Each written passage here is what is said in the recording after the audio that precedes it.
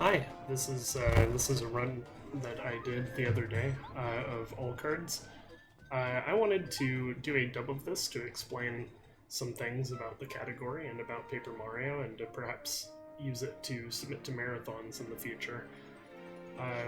As such, we'll be explaining some things as they show up. I'm going to take a minimalism approach to commentary this time to preserve my throat, and also just because I think minimalism makes nice projects. So here we are. This is the beginning of Paper Mario.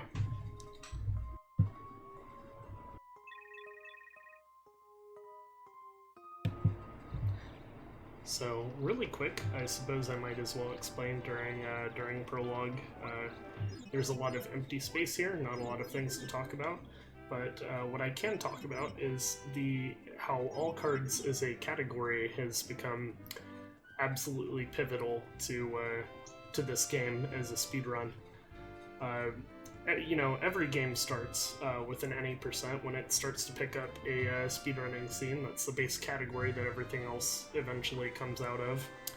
In Paper Mario's case, any percent in all cards a very long time ago actually used to be the same thing until many tricks were discovered. So around the time when any percent was really starting to take off as more and more sequence breaks were discovered, people wanted to find another way to play the game, other categories, as always happens, and they came up with this.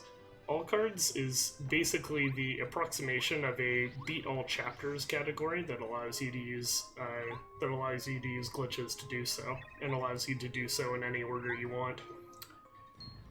This historically has been the most popular category in the game until Glitchless's rise a couple of years ago.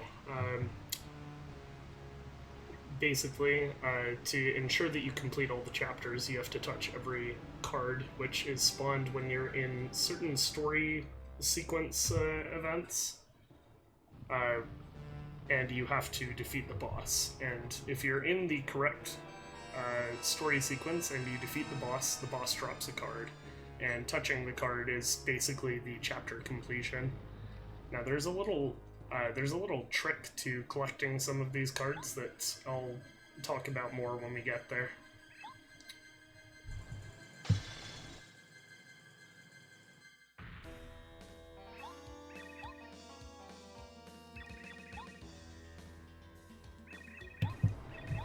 We're just getting into the tutorial fight with Bowser now. There really isn't much to say about this, but I can introduce there is a small tech that you use in this game whenever you do a jump in battle. Mario normally has this crouch animation right before he jumps, and you can cancel it. You can see maybe a frame or two of that crouch animation every time I jump here. If you press A during that crouch animation, or just before it, you do what's known as a quick jump, which cancels the crouch animation and sends Mario straight into the jump.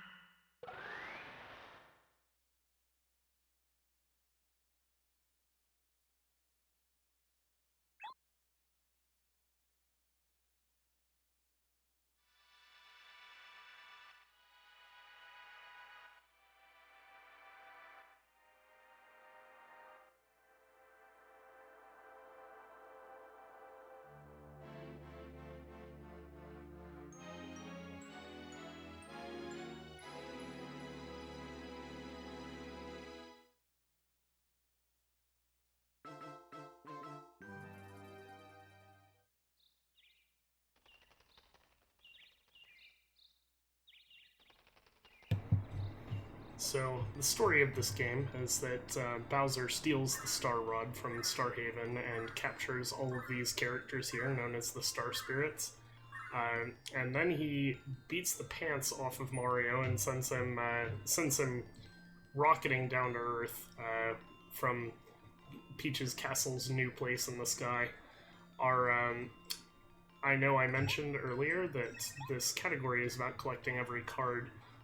Each card represents saving one of these Star Spirits. So to give a little more context, we save all of these characters, not necessarily in the way that the developers intended us to do so, but we'll be saving all of them nonetheless.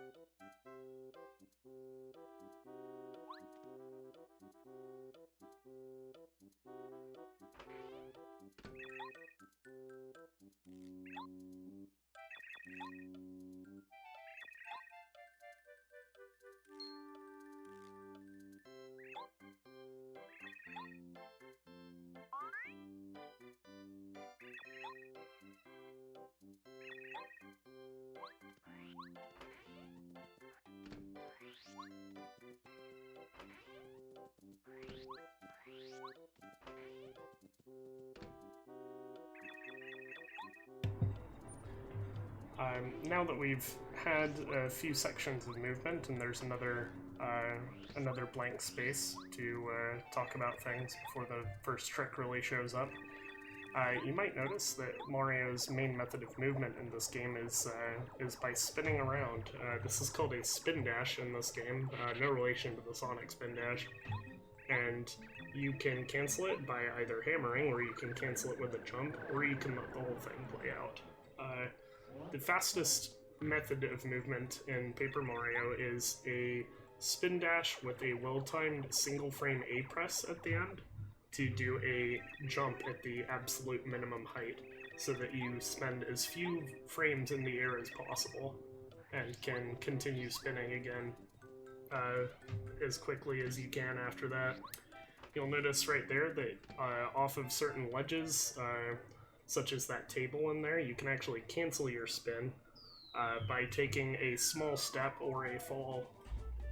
And you'll see that here as well. I'm going to fall off the ledge mid-spin. And here is our first trick coming up. This is often a big run killer of any glitched categories in Paper Mario. It's called Junior Skip, and what this does is it is a loading zone storage trick. And loading zones in this game actually don't take Mario until you've been standing on the ground for 2 frames, and assuming you don't start his walk cycle by holding a direction on the frame that you're on the ground. So what you do is that you press A and jump, or you press A and the control stick on the same frame, and that lets you get maximum distance jumps to store the loading zone. What this does is it lets you take a loading zone from a place that you're not expected to be able to take a loading zone from. And the benefit of this, there are several benefits. In the case of Junior Skip, we shake a bush to get the hammer as our first major combat upgrade in Paper Mario. Your hammer and boots upgrades are what determine how much damage you do in battle, and the first hammer is right at the beginning. What it does is it lets you grab the hammer without the fight with Junior Troopa in Prologue. This saves a little over a minute in all cards runs, and it saves a little less than that in any percent where you have to make up the XP later, but in all cards it just saves a lot of time. Now, we'll be seeing a lot more applications of loading zone storage later. for now, we get our first partner and our first badge. This is Goombario. He's going to join our party, and he can assist us in combat. He does have an out-of-combat ability, though. Every partner has in-combat moves and out-of-combat abilities. Goombario's out-of-combat ability is just lore, so he's pretty much only going to be helping us in battle, and only a few times. We also got Power Jump, and now might be a decent time to start explaining what the badges do. So our stats in Paper Mario, we have heart points, flower points, and badge points. And each of those controls an aspect of battle. The HP is self-explanatory.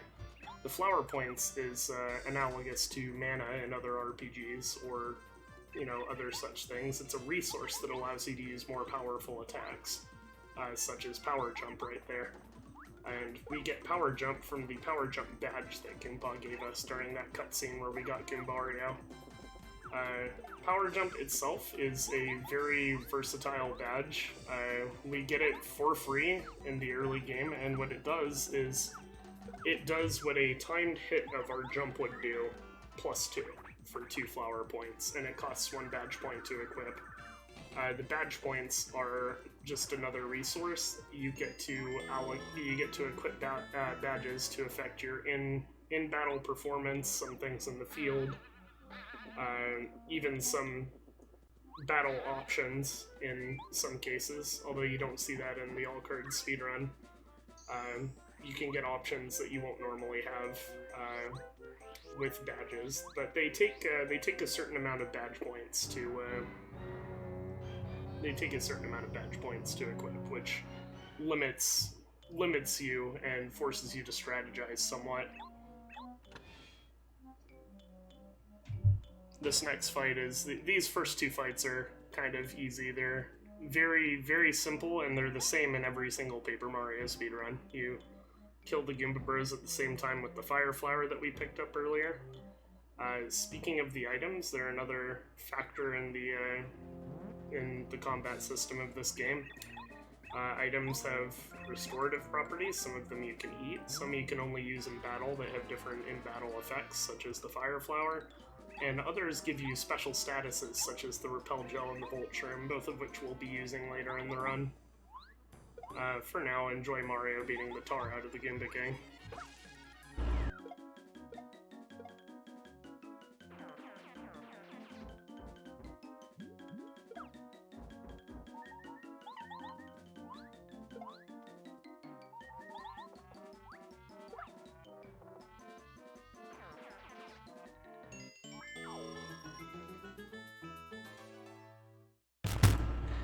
You might notice that we got something upon defeating the Goomba Bros and later the Goomba King fights.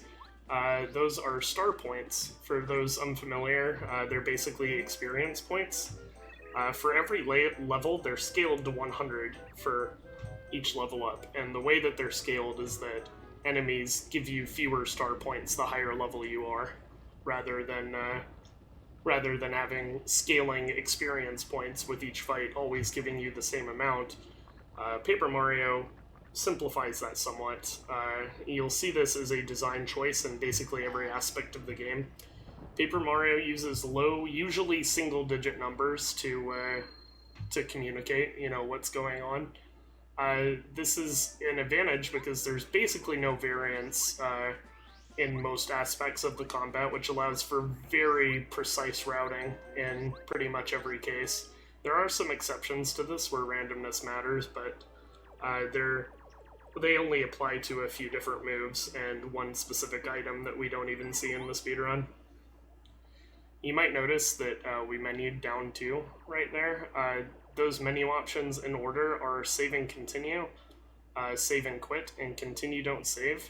As it turns out, the Nintendo 64 lags when you save. So menuing down, buffering a menu down to continue without saving saves roughly 4 frames, or the equivalent of 4 frames of lag just by choosing that instead of mashing A to save and continue. You'll see us do this every single time we get a save prompt for the entire run.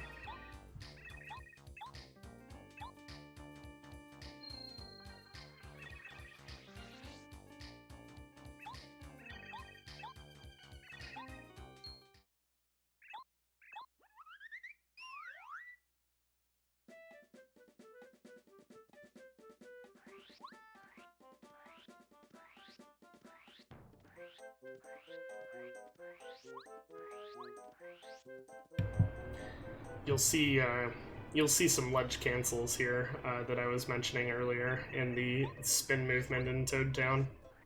Right there. Every time you would go up onto a slightly higher ledge, slightly lower ledge, or just fall, it cancels your spin. Even if you can't see the the specific thing that's canceling your spin. There are a couple cases of blind spin cancels. And there's another kind of spin cancel that's called a wall cancel that we'll see a fair few of later.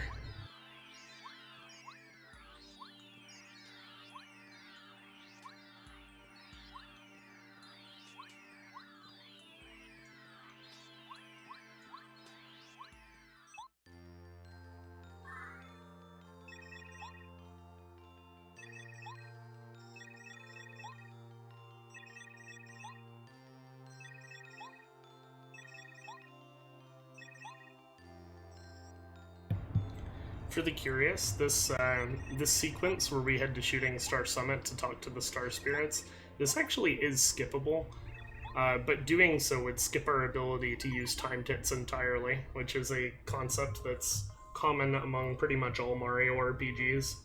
Timed hits are a fun and interactive way to enhance your battle performance. If you do a timed hit while you're attacking, you do more damage. In the case of a jump, you do a little extra damage, or in Jump's case, you do a double jump, pretty much, where you hit them twice.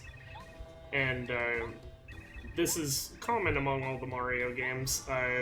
However, you can't do that until you unlock a certain key item. Well, the key item itself isn't what does it, it's a memory value that gets set during this cutscene, but basically, it enables you to use timed hits, and you can leave Toad Town early, and it saves about 4 minutes, but without action commands, you can't block, you can't, your damage output is severely limited. Several of your partners in battle actually end up soft-locking the game. The game is not impossible to complete in this state, but it's impossible to complete fast, so we end up always just taking this item.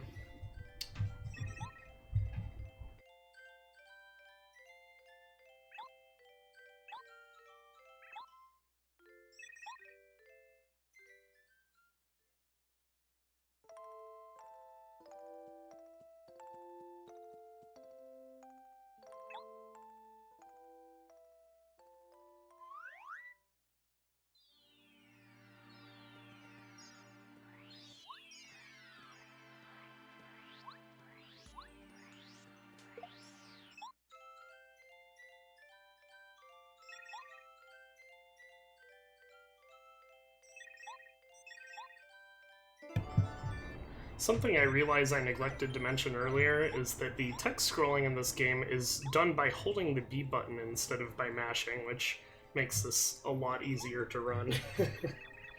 Especially over the course of a long session or maybe a day. Now you'll see that Power Jump is actually doing more damage now, and you'll see some Japanese characters show up as well. Those characters show up whenever you successfully do a timed hit or a block. Like I mentioned, they're called action commands in Paper Mario specifically. So now our Power Jump, now that we can do jump times 2, our Power Jump does 4 damage instead of 3, assuming we hit the command.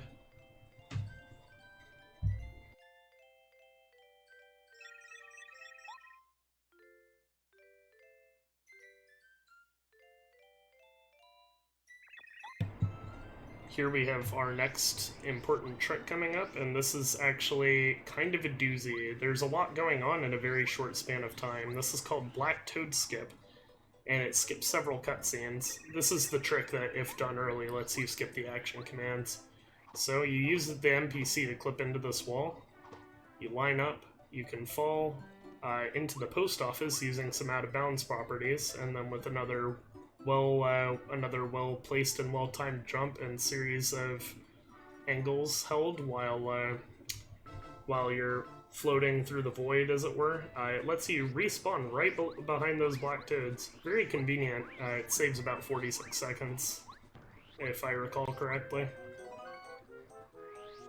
That item we just picked up is also kind of a run killer. That's a freight jar. It is incredibly fast. It causes enemies to run away from you at a random chance, which is one of the times that RNG is a little more applicable in this game.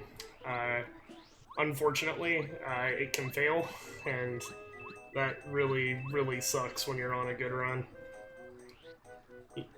You might notice that we've been collecting a few items. Those are for use in the battles. In Chapter 1, Mario isn't all that powerful compared to later stages of the game because we don't have access to a lot of the powerful things yet. And if we leave Chapter 1 and do sequence breaking, we actually can't get back to Chapter 1 to complete it. So for that reason, Chapter 1 always has to be the first one completed in an all-cards run. Here we stop at the shop. The items there make the Chapter 1 fights go much faster and much less painful. As you'll see coming up, there's one coming up here really soon. This guy is our second partner. He's named Cooper. He is unremarkable in terms of both his in-battle and out-of-battle abilities. He gets a little more use than Goombario, but both of them pretty much go away forever after we get Bombette, except in a couple of instances.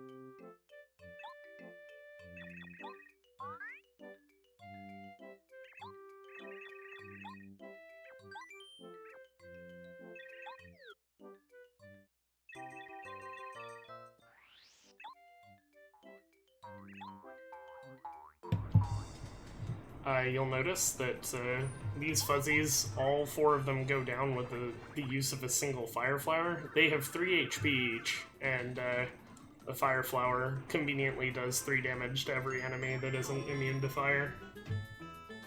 So that's a very good example of an item trivializing a Chapter 1 fight that would otherwise take a while. It's also the primary reason that we stop at the Koopa Village shop when we do, so that we have a fire flower to use on that fight. And you'll notice that we're still collecting coins after this. We're not actually doing that for items anymore, as that was the last item shop that we're going to stop in for the rest of the game. There is a badge that we can only buy in a post-Chapter 1 state that very much improves the movement of the game, so we'll talk about that when we get there. We're gonna get a couple more items in this room, and then we'll head into Chapter 1, which is Chapter 1 in glitch categories is pretty neat for reasons that we'll get to in a few moments.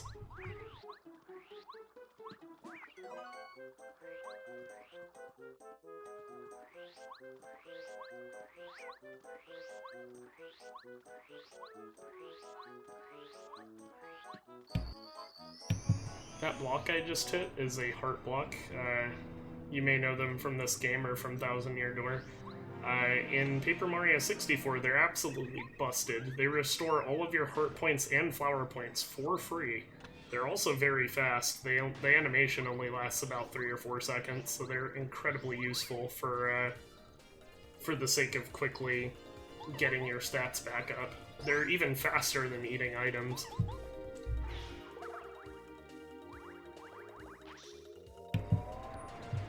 The Bob-omb here, they get angry when you hit them, so you don't actually need to finish them off, because if you hit them without killing them, they explode on Mario on their following turn, which automatically defeats them.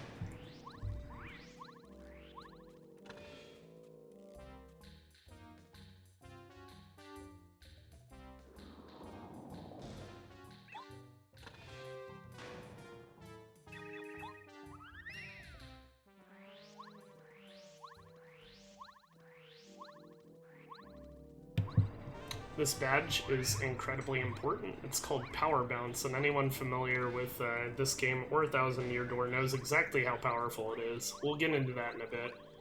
For now, here's the next major trick of the run. This is called Staircase Skip. It uses the staircase to get out of bounds. You slip through a paper-thin hole, which allows you to get somewhere you're not supposed to be, thus allowing us to do an out-of-bounds trick to not skip the pit, but it allows us to bypass it for the moment and get Bombette early.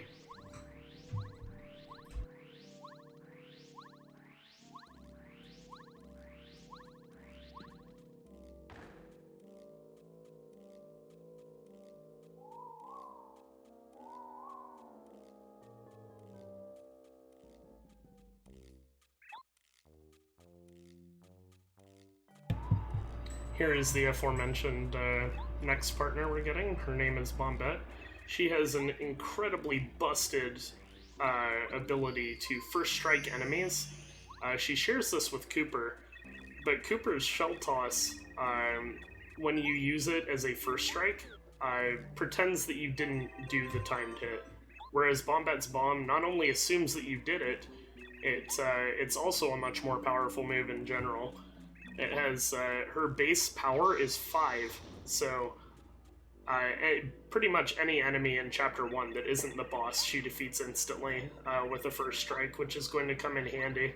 This is why we get her early, before we go into the pit, which is an area with a bunch of enemies that we have to defeat for a key that we use to move on in the fortress.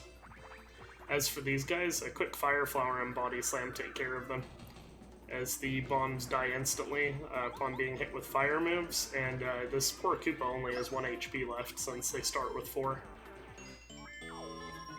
Hence the other Fire Flower we picked up. We're going to need all of the coins from this fight, and we're going to go left. Now notice that the staircase is down when it wasn't down before. That's a result of the story triggers, the story trigger system in this game, which I'll explain in a little bit when it becomes more relevant. For now, we're gonna first strike this guy with Bombette's Bomb, and as you can see, he gets completely vaporized, which is nice because the Paratroopas are kind of a pain in the neck due to their 1 defense and the fact that they're flying. You usually have to hit them down to the ground before you can even do real damage to them. And on the second fight, we're gonna use that Fright Jar. Hope it works. These guys each have a 90% chance of running away. In this case, we got the good RNG roll of both of them running away. And to delete this guy, we're gonna do another quick first strike out of battle. Now we don't quite have the FP left for another bomb since we're still at level 1, but we do have enough for a power jump into an untimed body slam, which not only finishes off the 3rd pit fight in a timely fashion, but it also gets us our first level up.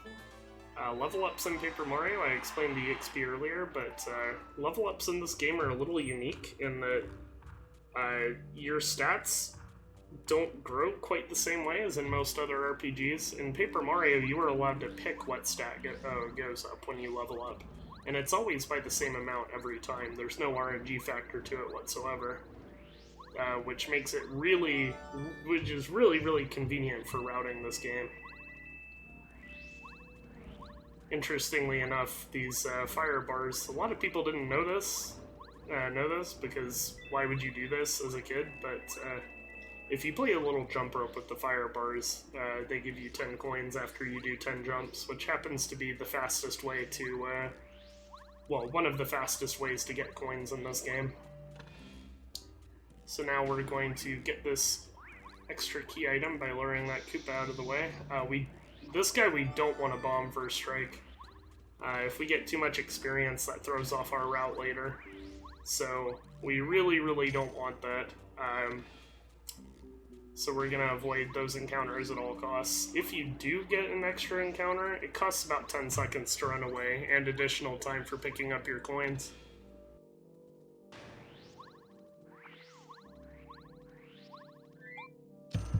Here's another trick. This one's very minor in that you can actually do it in glitchless too. There are these walls that come out, and this trick was found by runner I Ate Your Pie a long time ago in the very, in the youth of this game as a speed game. There are a few pixels, 7 pixels or units for the first one and 5 for the second, where the camera will shift outward, allowing you to jump around the wall. The camera shifting is your visual cue that you're in the right spot to do the trick.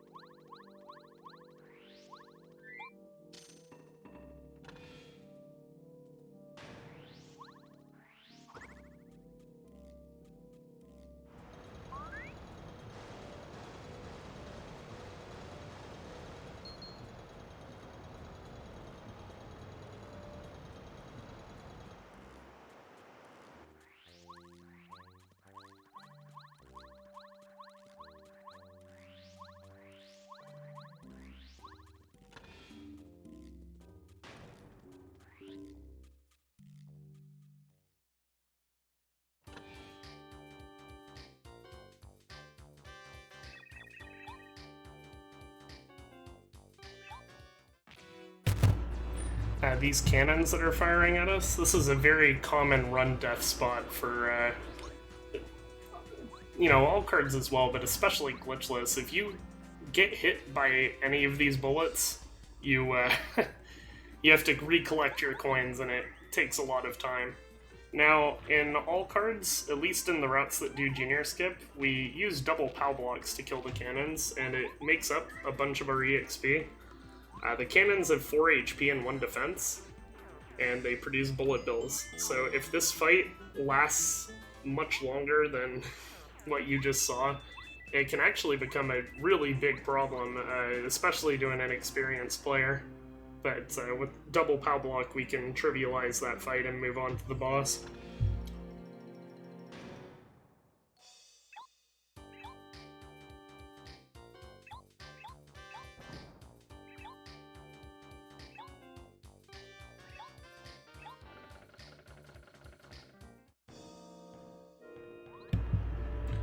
So this is the first chapter boss fight of the game. Fortunately, he's pretty easy pickings. This Mecca Bowser has 10 HP and 1 defense, which means that we can make quick work of him in a turn and a half with a power jump, a bomb, and then another power jump, as long as you hit all your action commands. Now, he only does 1 damage, so if you were to take an extra turn on this fight, it really wouldn't cause any problems other than time loss. Phase 2 of this fight is the Kipper Brothers. They have a really cool attack where they stack on top of each other and then they swing. The mechanics of this fight are actually pretty fun, but in the speedrun we don't have any time for that, so we're just going to knock them over in one attack with Bombette's Bomb, and because they are Koopas, they struggle to get off of their backs when you knock them over. They have 5 HP each, so we take them out much like other fights with a POW block and a Fire Flower, which trivializes this fight as well. After this point, we aren't going to be using items in battle too many more times. It's mostly just Chapter 1 where this is super useful before we have access to all of our powerful strategies and badges.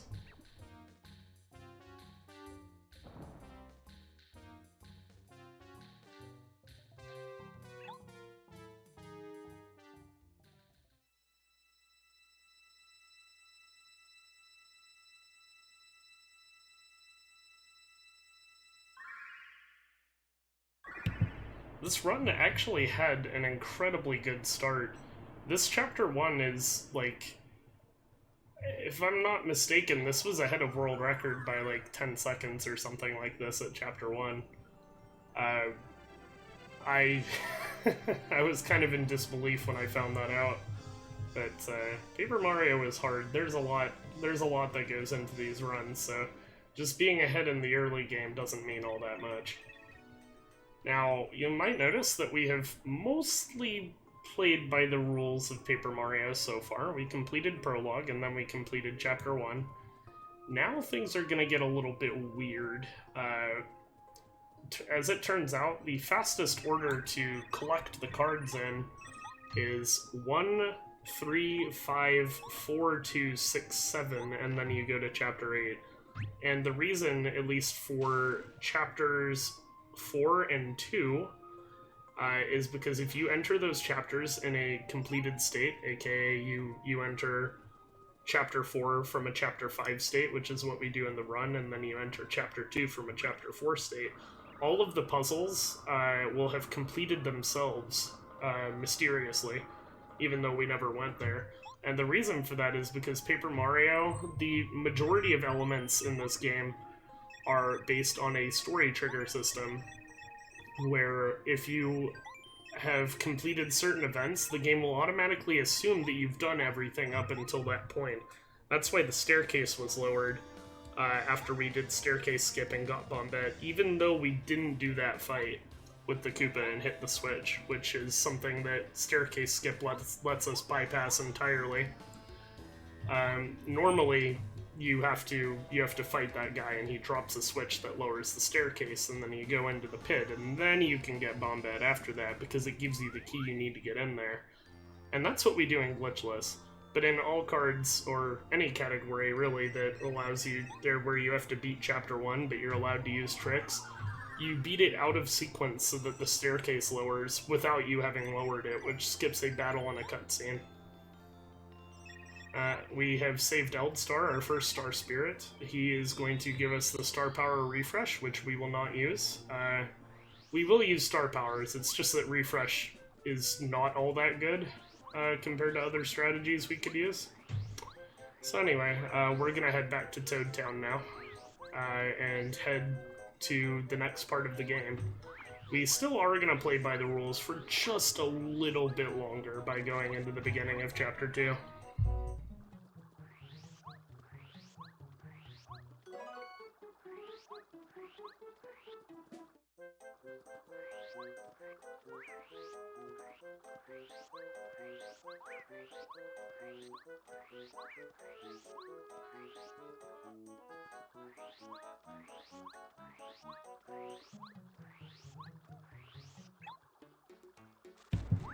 Wait, who's this guy? Just kidding. This is Junior Troopa, a recurring boss that you fight a few times throughout Paper Mario. There are 6 battles with him programmed into the game, but almost all of them are skippable in some way or another. In all cards, the Chapter 1 and Chapter 8 fights are the only fights we actually have with this guy out of the 6 that we're supposed to.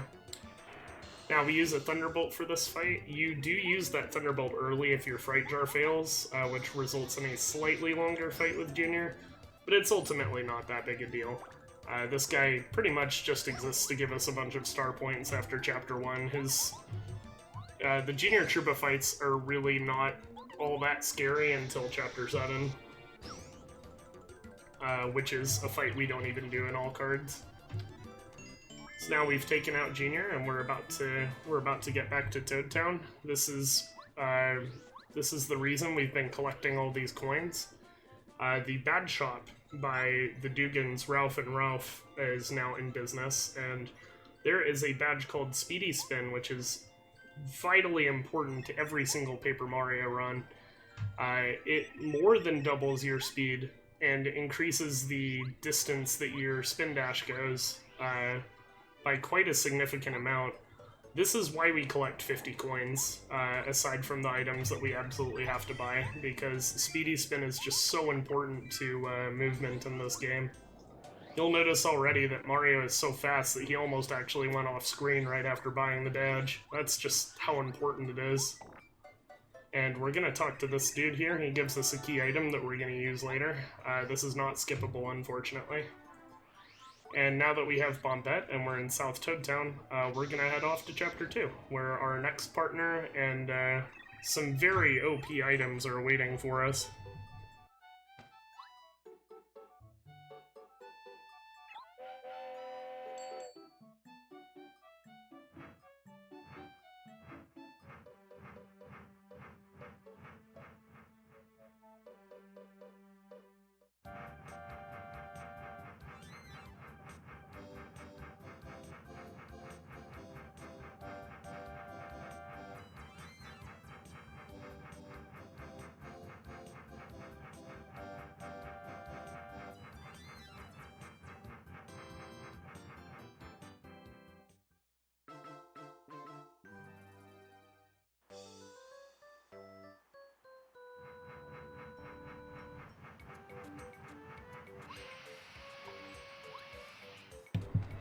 So this is Mount Rugged, the beginning of Chapter 2. We're of course not going to finish it on this visit, since Chapter 2 is actually the 5th chapter that we beat in this run. We're going to need to hit that art block, because we used a lot of flower points on Junior Troopa. Now this guy that we're meeting right here is Parakarry, the incompetent postman. He drops letters all over the world, and there's actually a side quest where you can deliver letters to the people they're supposed to go to for various rewards, mostly star pieces. Parakarry, however, has a very, very, very powerful in-combat ability called Shell Shot, which is very fast and does a lot of damage. This next trick here, this is called Rock Climb. It's very, very precise. Usually takes a few tries to get it. And if your control stick isn't neutral when you jump up there, you actually don't land on the rock, or you do, and then you fall off immediately. This usually takes several tries. See? And you can just clip out of bounds and go up to the top there. This saves about 8 seconds. That particular execution of it did not save 8 seconds, but the trick itself does. But only in combination with a much harder trick called Early Seed that we're going to get to in a minute.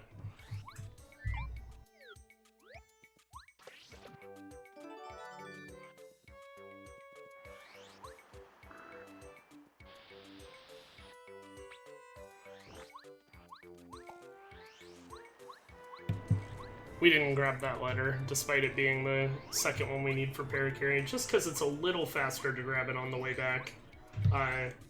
You can only do this if you do Rock Climb, though.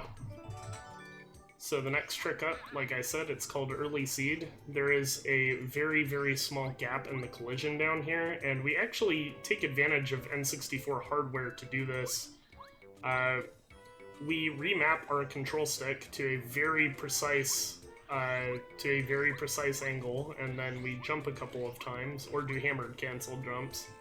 And what this does is it lets us very, very slowly adjust our position so that we can pop through that collision, as you saw just there. Unfortunately, there's also a depending on your angle, it can be frame perfect or not frame perfect. You have to press left on the right frame, and then when you land, you open your partner menu and fix your control stick so you don't immediately walk back in bounds. And that lets you talk to this guy and get the seed without Parakarry. That early seed failure, if I remember correctly, was the biggest time loss in this entire run. Well, the early seed and rock climb sequence, of course. Now, we got one of these earlier, but I'm going to mention it since I was talking about something else at the time. This is a Whack-A-Bump. Eating that, it takes only about 5 seconds. They're like around 8 seconds to grab if you're passing by. They heal 25 HP and 25 FP. They are basically a full heal for the purposes of a Paper Mario speedrun. They are very, very strong items. So now that we've gotten all 3 letters that Parakarry lost, he's going to join our team, and we're going to head off to Toad Town now. Now, normally you're supposed to continue through Chapter 2, getting to the end of Mount Rugged after getting him, but we have some sequence-breaking glitches that have something a little bit different in mind. The next trick that we're going to do is actually the most infamous trick in this game, called Blue House Skip. It allows you to enter the Blue House and access the pipe that takes you to Chapter 5. Before we're supposed to do that, we're not supposed to be able to do this until we get to Chapter 5 and have Sushi and the Super Boots legitimately by playing through the game. But by either jumping through the roof of the Blue House or doing an LZS trick, which is the version we're going to do, we can skip all of that. In any percent, this lets us skip most of Chapter 2, all of Chapters 3 and 4, and about half of Chapter 5. In all cards, it's going to let us, it's going to give us the power to play the chapters out of order, allowing us to get the most powerful items in the game relatively early on, thus allowing us to beat chapters much faster than we would normally be able to. This allows us to, 1, get Mega Rush early, which we'll see in a bit. It lets us get certain partners early, such as Bo. And it allows us to have the puzzles in the game be pre-completed, as it were. So we put on Power Bounce at the same time we put on Speedy Spin. That is primarily for this fight. Blooper, the way Power Bounce works is that it has a multiplier, every enemy does, where it controls how likely an enemy is to cap you or throw you off. If Power Bounce lets you just bounce forever like the badge states, it would be absolutely busted. Instead, it's only kind of busted. But Blooper in particular, he has a 90% bounce multiplier, and without going super deep into the math in layman's terms, this means that you can just bounce on him forever. You'll notice that the first bounce I flew back off of him, that's because I was capped. The second one I dropped, unfortunately. I think I got distracted. I don't really remember what happened, but the window to keep bouncing is only 2 frames in a 30 FPS game, so even if you're paying full attention, it's very easy to drop one once the window gets that small. Now, the bounce window actually starts out pretty big at 6 frames or so, but it decreases until it hits 2, and then it stays that way forever. And the goal on the goal for the Blooper fight is just to bounce on him until he gets bored and leaves. So now you'll notice that we're in Chapter 5, but we have not even seen Chapters 3 or 4, and we barely touched Chapter 2. Talking to Colorado here in this sequence actually sets our story position to Chapter 5. So now the puzzles in Chapter 2, Chapter 3, and Chapter 4 are all pre-cleared for us, which is very, very nice for the sake of this run. Chapter 5 itself doesn't really need the puzzles to be pre-cleared, fortunately, because the Chapter 5 is extremely broken. Anyway, now we're gonna get Sushi, who normally is the 7th partner we get in this game. In all cards, she's only the 5th, because Bo and Watt are in Chapters 3 and 4, which we completely skipped for the meantime. She has the ability to let us swim over water as long as you see a dock that you can use to mount her. So now we have Sushi. She's not all that useful. She's kind of Gimbario Cooper tier, that she's rarely used in battle, but she does have a good application on the Chapter 5 boss fight. And, more importantly, she lets us get this badge, which is extremely important. You can see where you equip it immediately here. That's called Power Quake, and it allows you to do a hammer attack that pierces defense and hits all enemies. And the really nice thing about Power Quake is that, or the Quake Hammer badges in general actually, is that their power is not tied to the upgrade of hammer that you currently have. So even though we have the base hammer, our Power Quakes are going to be dealing 4 damage per time hit, which is going to allow us to take these Dark Koopas out very nicely. Now, the reason we left Chapter 5 and came here is because we want to clear Chapter 3 next. That's our goal, because Chapter 3 has a very busted badge and a very busted partner that are going to make clearing the rest of the game much easier than it otherwise would be. So we come down here, and with the power of our new, incredibly busted badge Power Quake, we're able to take these guys out despite being drastically underleveled. Now there's a reason that we're letting these guys first strike us that I'll get into in a little bit, but for now, just enjoy us beating the tar out of these Goopas.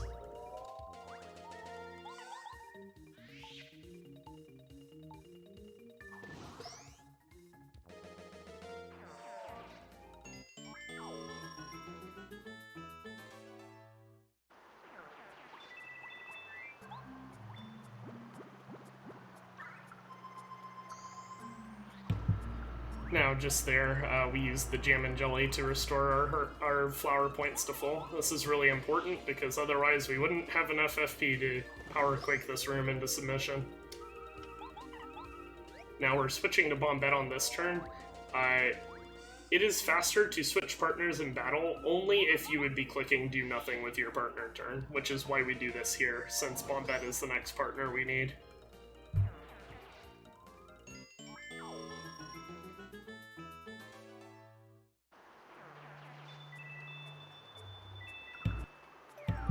You might notice I went for the coins there. The reason I did that is because this room is extremely laggy, and having coins in it only increases that.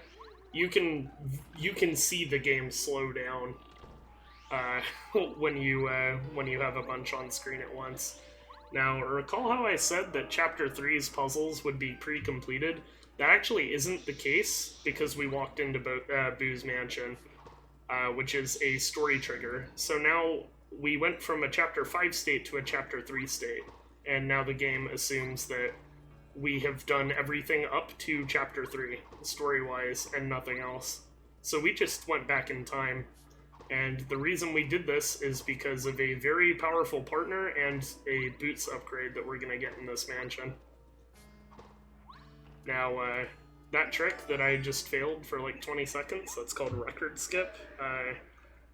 I think that and Early Seed are the only big time losses, I think, but that trick is very, very hard. You have to get a frame-perfect A-press while holding towards the chest, and it only works if you land in a specific spot. And you might have noticed that I put Bombette down and used her explosion. If you do that, there's one frame when Bombette is landing from the explosion where you can actually push NPCs, which is done to make that trick a little more lenient.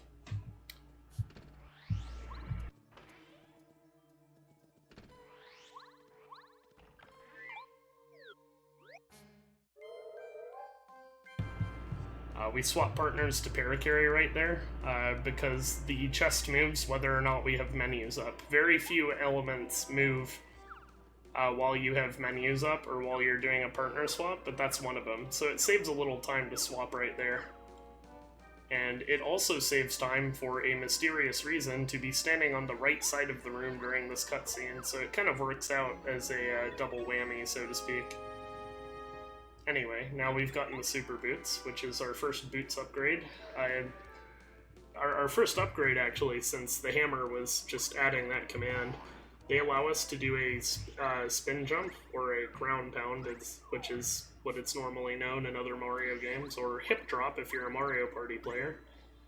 Ground pound is just another way to interact with objects in the overworld, and it gives our jump a useful +1 to each hit, which is very nice in combination with Power Bounce and the Power Jump badges. Since we have the Super Boots now, Power Jump does 6 damage instead of 4, which isn't especially important for now, but definitely comes into play much later in the game. Now that we've gotten the Super Boots, it's another upgrade that lets us access overworld elements that we couldn't otherwise. That wall's blown up with Bombette earlier, by the way. It saves a little time here. Now we're going to move on, and we're going to get Bo, who normally is our 5th party member, but we're getting her 6th in all cards. She's very, very powerful. She lets Mario become transparent for a turn, as well as having some of the highest single target damage for no FP in the game, especially if you upgrade her, but she's slow, so we don't really do that. The only ability that we really need her for is Out of Sight, which is something she has at the base level.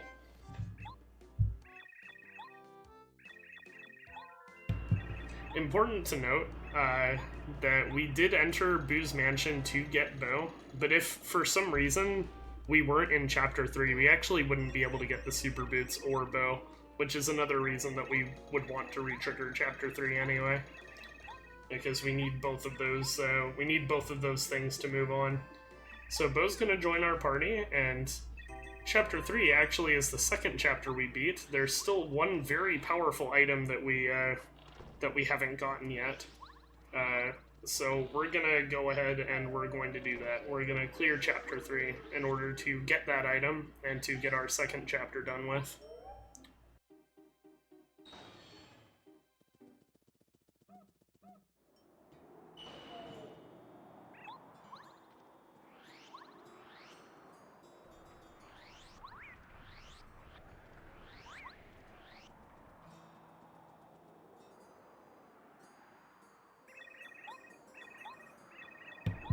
There's another trick coming up here called Stanley Save. It's a fairly simple out-of-bounds trick that allows us to skip a cutscene. So what we do is we get into a very precise position along this wall, we jump, and then we use Paracarry. That lets us get over here, and we're out of bounds right now. So we go right, hold down for a little bit. I didn't go quite down far enough, which is why that extra fall happened.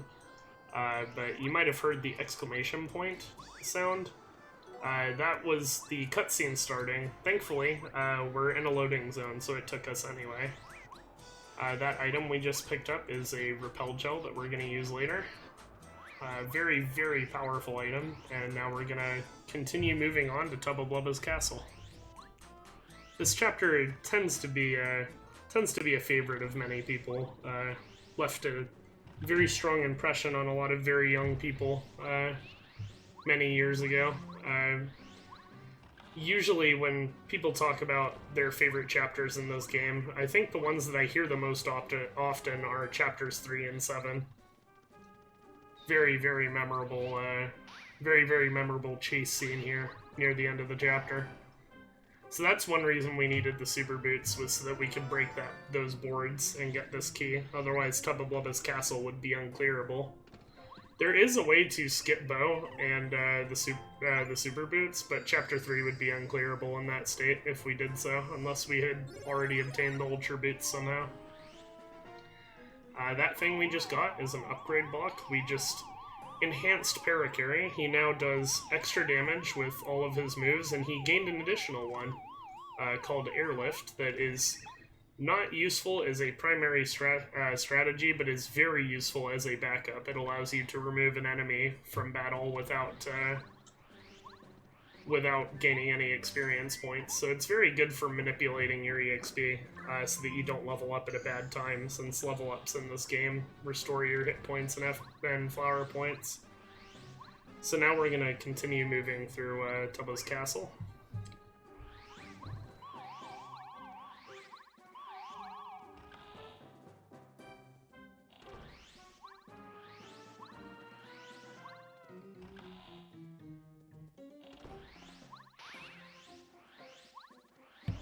That cancel we just did there was a wall cancel.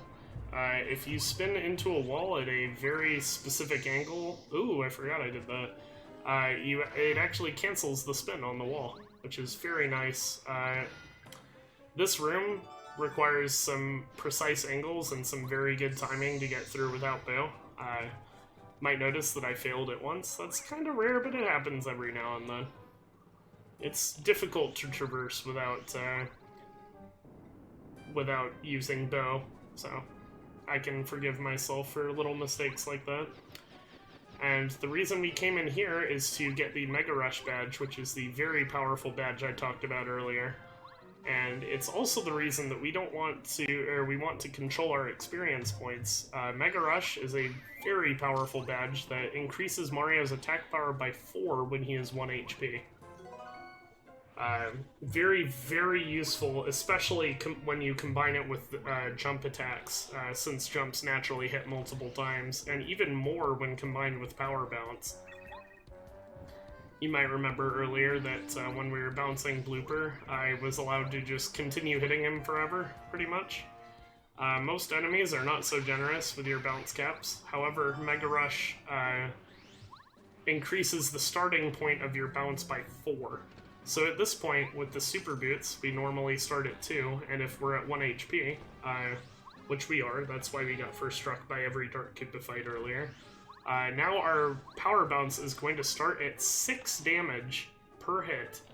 Power bounce has the unfortunate, although deserved, downside of losing 1 damage on every hit, so our damage pattern with power bounce is going to be 6, 5, 4, 3, 2, 1, 1, 1, etc. now that we have Mega Rush and the Super Boots, which is absolutely essential to taking down bosses, and one of the biggest reasons that we visit Chapter 3 so early in this run.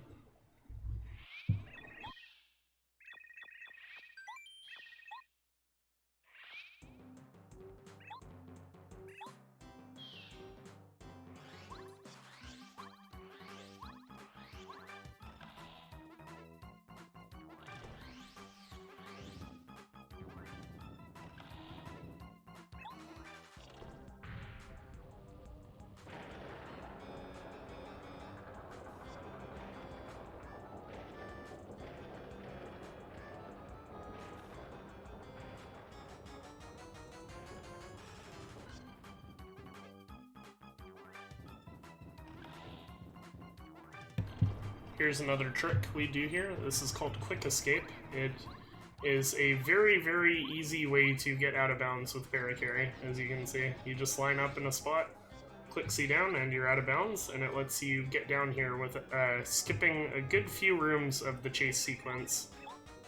Actually, it's just 1 room and a staircase, but it's a very, very long room. That trick saves a surprising amount of time.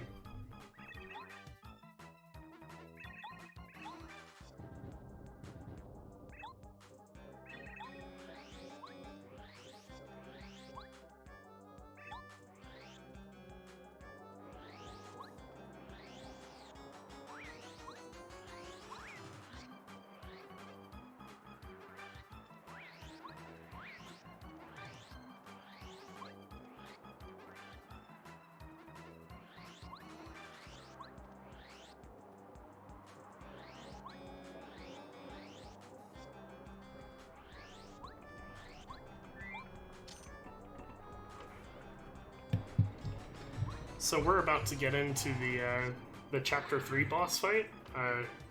Funny enough, being the second boss fight we actually do. The early chapter bosses in Paper Mario are very, very much pushovers because the Chapter 2 boss and the Chapter 3 boss, neither of them do anything on turn 1. So as you can see there, we took off Power Quake and Speedy Spin. We still only have 3 BP. But 3 is enough for Mega Rush and Power Bounce, so we equip that combination before we fight the Heart. And you're gonna see right here, we can walk into this fight with 1 HP and without bow out, without fear. Because 1, we do so much damage with our Mega Rush boosted Power Bounces and Paracarry Shell Shots. And 2, because, well, watch.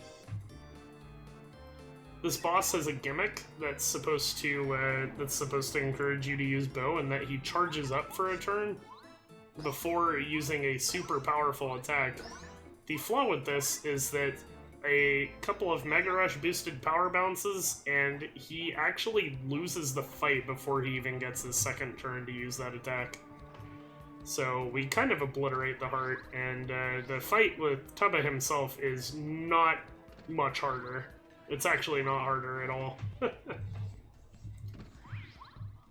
So, yeah, the Heart fight is kind of a pushover because the gimmick is designed around Bo's out-of-sight ability as a partner. But because we do so much damage, he has 50 HP and runs when he hits 5 health, we are actually able to do 45 damage very easily to end the fight before he gets to use that.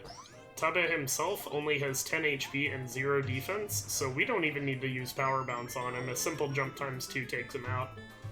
Now at this point, we're getting a little stressed out on BP.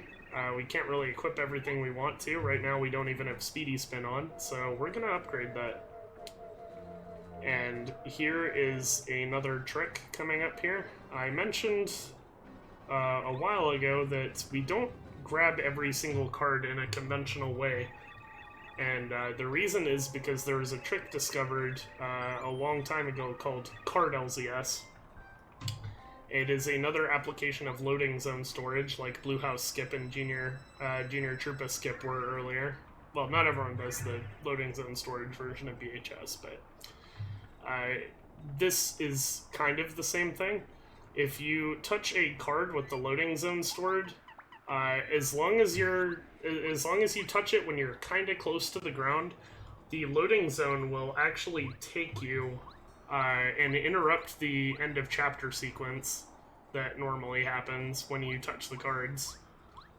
These loading zone storage jumps are double frame perfect, remember, so even in a 30 FPS game, it's very difficult to get enough jumps to get over there to touch the card.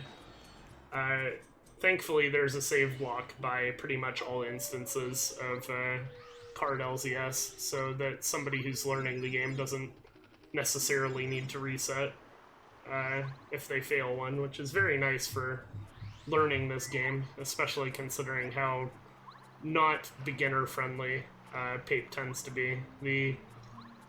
The skill floor to do any run other than glitchless is actually kind of ridiculous, which is just another reason to appreciate good runs of the game.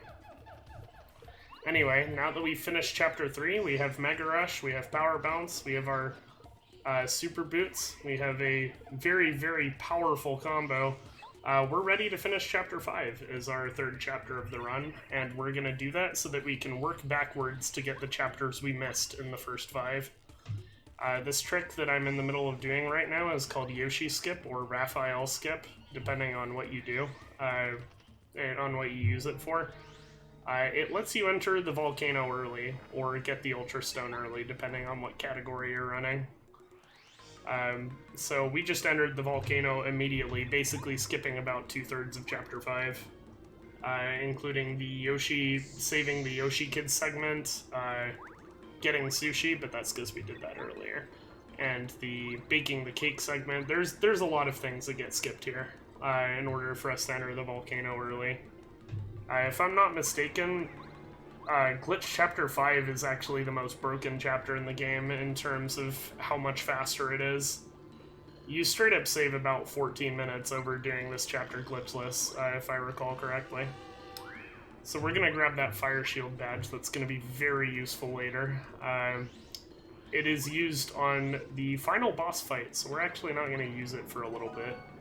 That item we just picked up right there is called the Life Shroom. It resurrects Mario with 10 HP whenever he dies in battle. Very, very useful.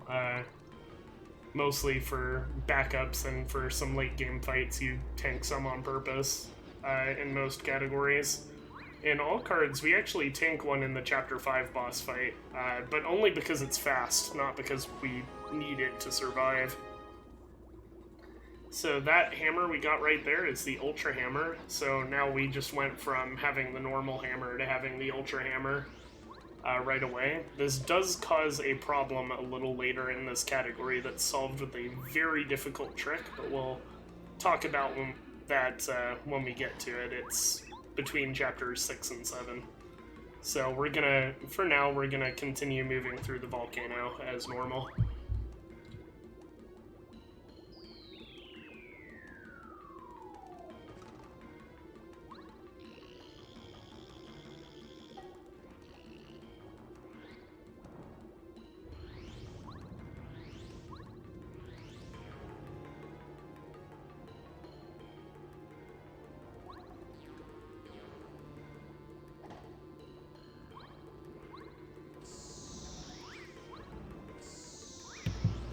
Here we're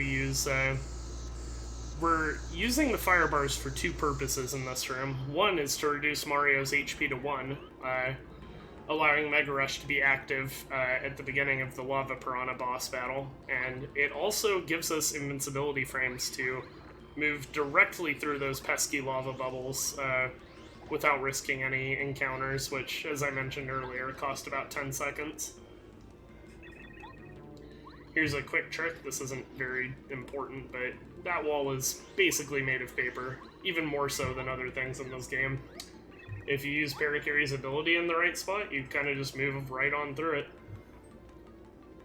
And now we're about to enter the Lava Piranha boss fight. The reason we picked up that life shroom, other than the fact that it's a useful backup, is actually to use it in this boss fight. Lava Piranha does a very convenient amount of damage in that he has 3 attacks per turn.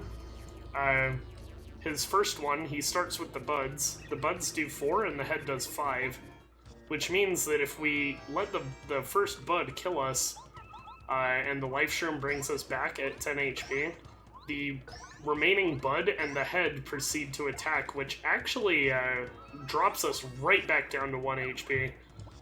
Very convenient. It lets us basically ignore the fact that we're losing peril right here because we get it right back in the same turn, which lets us do another consecutive Mega Rush boosted power bounce in order to do just obscene damage to this boss without really giving him a chance, and this takes us out of Phase 1. The untimed belly flop I did with Sushi in the previous turn was just in case we get bad caps on power bounce for this guy. If you do an untimed belly flop with Sushi on turn 1, that assures that you still win the fight in basically all circumstances. You have to get extremely bad RNG for this to be a problem. But, yeah, it's like 99% RNG proof if you attack with Sushi on turn 1, which is why we switched to her before the fight. And you might notice something else. This is Sushi's one in-battle application. Squirt, which is her, which is the move we just used, it automatically defeats fire enemies. Well, in the case of Lava Piranha's buds, it does. On the head, it just makes it not on fire anymore, meaning we can jump on it again. Squirt doesn't automatically defeat fire enemies, except for the buds. What it actually does is it just does extra damage. You might notice it did 8 to, or was it 7 or 8? It did 7, I think, when it would normally do 5. So anyway, Lava Piranha is defeated, and this is our 3rd chapter beaten. This card is our 3rd card, so we have now collected 3 of the 7 cards in about an hour and 13 minutes, which is, this is pretty good, for this game. I mean, a linear RPG being cut up this way so that we can beat it so quickly really is unique. I think if you were doing a glitchless run, it would take you about 10 more minutes than this to even collect the Chapter 3 card if you were on a very good run. So we've saved about 10 minutes, and so far, and most of the time save is yet to come, compared to glitchless, of course. Now, we don't do card LZS on this one. Card LZS actually is possible, but we don't do it because we want the card to advance our story progress, and if we did LZS, we would have to find some other way to the end of Chapter 5, and that would lose a lot of time. So we're just gonna tank the Peach scene and the card.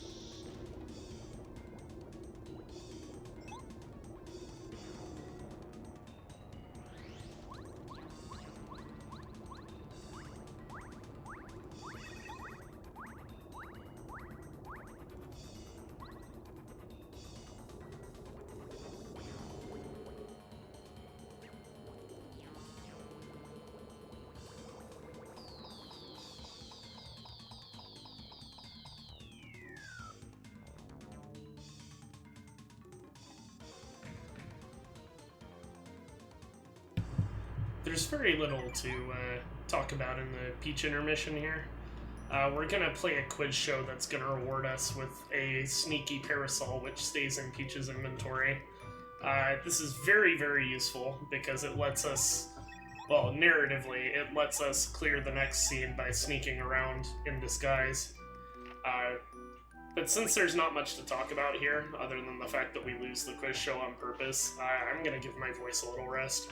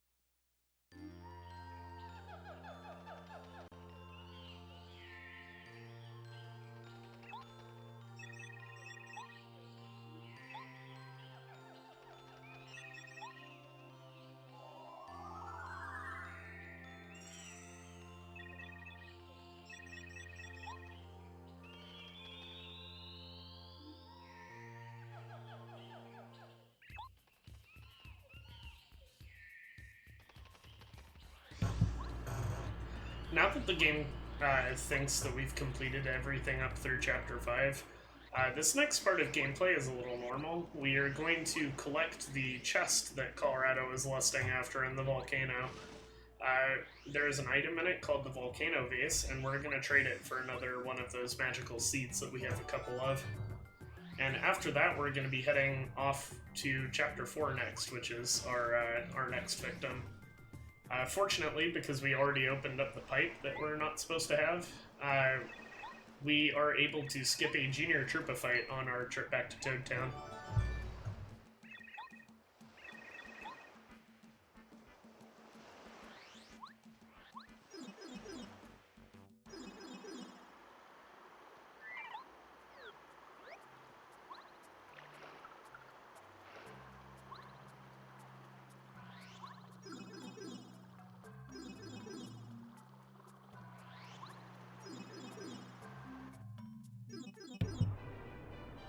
As you can see, that's how we're supposed to get to that shortcut. But the fact that we were able to just jump in through the blue house made that rather unnecessary. So now that the game thinks we have just completed Chapter 5, we're entering Chapter 4 in a completed state. Even though the Chapter 4 title screen shows up, you can tell that the puzzles, at least the ones pertaining to the story, are already solved. You can see that track's still broken. That's actually controlled by a flag and not our story sequence position. So what we're gonna do here is we're gonna ride to Green Station. The path is open all the way because the game thinks we've finished with Chapter 4 already. And then we're going to jump on and we're gonna go to Pink Station. And what this is gonna do for us is it's going to pre-open this path between Red Station and Blue Station. We're going to trigger this flag, and now when we re-trigger Chapter 4 so that we can actually finish the Chapter 4 correctly, this path will be open so that we can go right to Red Station immediately when we re-trigger Chapter 4. This ends up skipping a lot of Chapter 4's errands. So we're gonna do, this trick is really, this is barely even a trick, there's not much to talk about, but you can actually clip through the wall here in a second, or like clip inside of it, and it saves you a little time, because normally you have to wait for a Shy Guy to open this door for you, but like in the volcano, if you get into the right spot and you use Paracarry, you can kind of just pretend the wall is there. You can you can move as if it's not there. Walls are just suggestions in games like Super Mario 64 and Paper Mario. They're recommendations rather than anything you actually have to follow. So we're gonna Power Quake those fuzzies. Remember, they have 3 HP each, but we now have the incredibly busted Power Quake badge, so we don't even have to use an item on that fight. And the reason we came here and got that item in the chest is now that we have the frying pan, collecting that item is actually a story sequence trigger, and that resets our progress back to Chapter 4. You can see the track on the right side is actually not flipped over anymore. But because we've opened the path between Blue and Red Stations, we can still go straight to Red Station from Pink, which allows us to fight the Chapter 4 bosses now.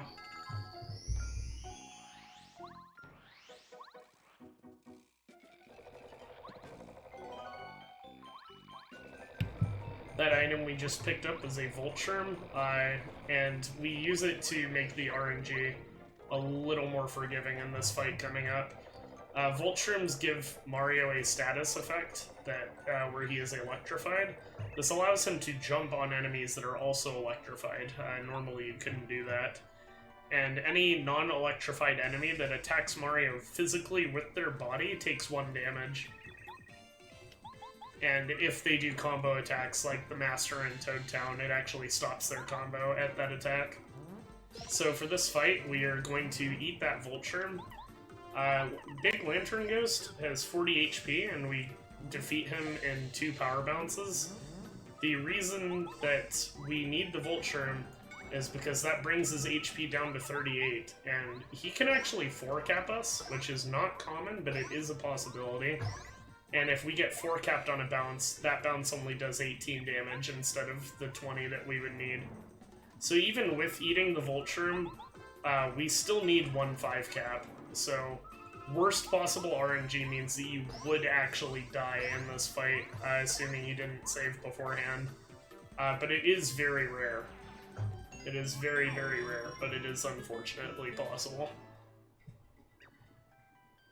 So now we're going to obtain who would be our 6th partner, but due to our sequence breaking, we're getting her 7th. We are getting Watt. She has a very useful attack that causes 0 FP and penetrates the defense of enemies, so she does the same damage no matter what she's hitting, unless it's an enemy that hits her back. Like, you can't use Electro Dash on fire enemies, because Watt will take damage instead, and electrified enemies take no damage from her at all. But as long as you're not one of those groups, Watt is a reliable, free attack, which is very valuable for glitch runs of this game. So valuable, in fact, that we actually upgrade her immediately to gain access to her super rank move called Turbocharge. That's something we use on Final Bowser. And it also means that her base attack now does 4 damage instead of 3, which is incredibly useful for both Bowser, should you be using certain fights, and it is very useful for this upcoming fight with General Guy.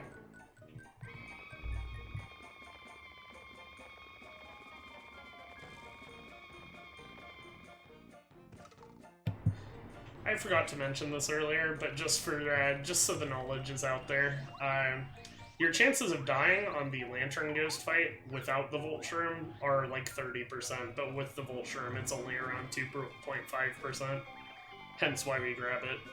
It only loses about 4 seconds to get the Volt Shroom and use it in that fight, but it saves you a lot of speedruns that would otherwise get killed by a single 4-cap. General Guy is the 4th chapter boss fight, and he fights us in waves. He has 3 waves of Shy Guys that he sends after you before he fights you himself. However, all 3 of them are pretty easy to dispatch. This is a set of 15 Shy Guys, one of them dies for each point of damage you do. We still have Peril after using Mega Rush power bounces on Lantern Ghost, so a simple jump times 2 into an Electro Dash, so 2 timed hits, and that wave is dead before we even got to get attacked by them. In case you lose Peril somehow before this fight, there's actually an easy way you can get it back on wave 1, so that doesn't lose too much time.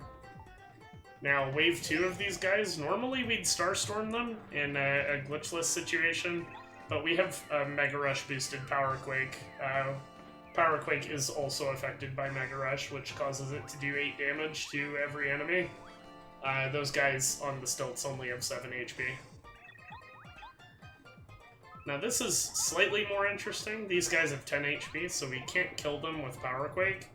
So what we do is we do a timed jump, which eliminates the first stack, and we use Watt's Watt's second attack, Power Shock, which paralyzes enemies for a turn, allowing us to defeat the second stack with another jump times 2 on the following turn. And now General Guy gets mad, and we're going to bust out our Repel Gel. This is an incredibly useful item that makes Mario immune to everything on the enemy turn for the turn that he uses it and the turn after. And what that's going to do for us is it's going to allow us to maintain Peril for longer than we normally would be able to. We're going to use that strategy on Final Bowser as well.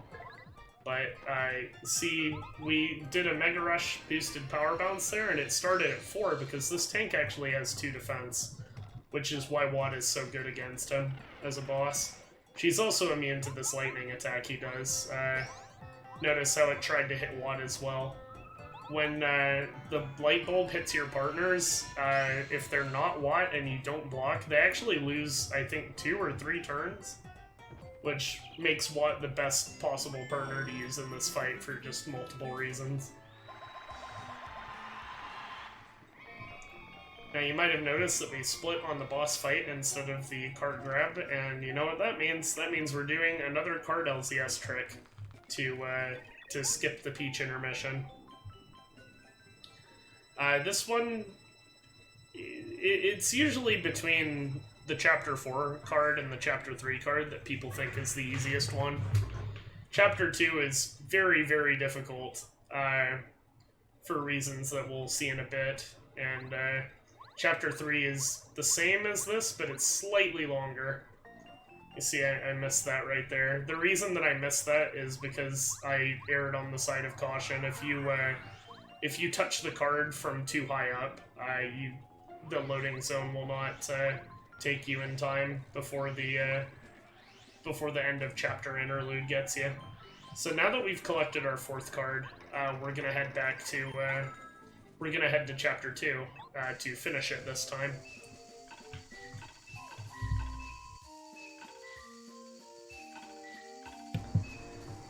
Now remember that all the puzzles in Chapter 2 are going to be in a pre-completed state, which is... It's relevant for Chapter 4, but it is perhaps even more relevant for Dry Ruins in Chapter 2. But first, before we do that, we're going to make a pit stop for the final magical seed. This is the fastest time to grab it, is between chapters 4 and 2, because we have to go back into the sewers. The 4th seed right here, we require the 4 of those. I didn't mention this earlier, but you need all 4 magical seeds in order to open the path to Chapter 6. There is, unfortunately, no known way around this at this time. You can access Chapter 6 without the seeds by peach warping, which is a glitch that we're going to see later. However, if you do so, you actually can't complete it, because the only way you can enter a chapter with a peach warp is entering it in a completed state. Which would mean, 1, we wouldn't get to collect the card, and that's no good. We can't do that in an all-cards run. And 2, we wouldn't be able to get the partner Lackluster, who's very important to many parts of this run, especially obtaining the Ultra Boots, as we'll see in a little bit. But for now, we've collected the last magical seed, we've explained why it's necessary. Now we're going to fight Electro Blooper, who's the boss, the second blooper boss out of 3. There are 3 different bloopers guarding 3 different areas. The order that you fight them is always the same, but you don't always fight them in the same places. Normally, depending on where you go when, you'll probably fight the first blooper in the Shrink Stomp room off to the right. You'll probably fight this guy second in this spot, and you'll probably fight the biggest blooper by the Chapter 5 pipe. But sequence breaks and player choice make that not really matter.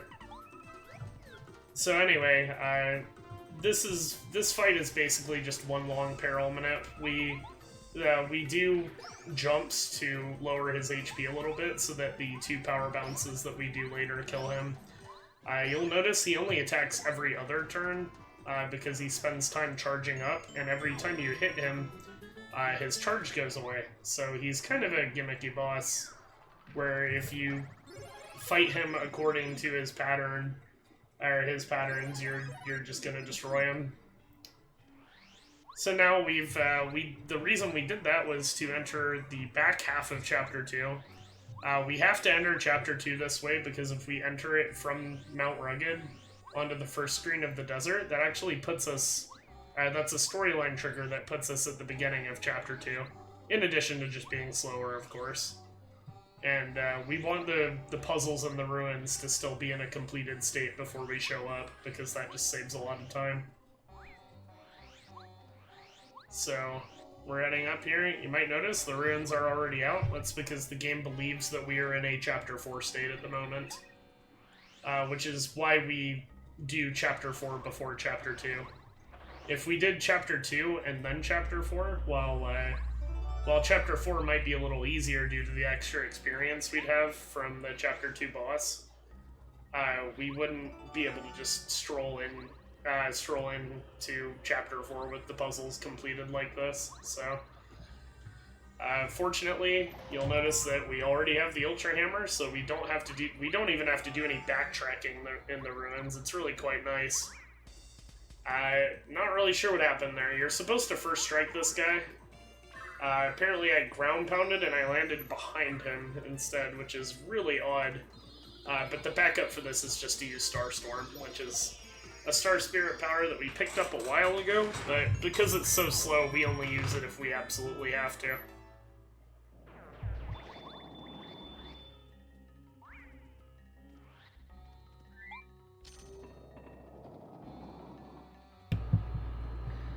Now, part of the advantage of going to Chapter 2 with the puzzles in an already completed state is that you can just pick up keys off the floor and totally skip this sequence with the Pokies.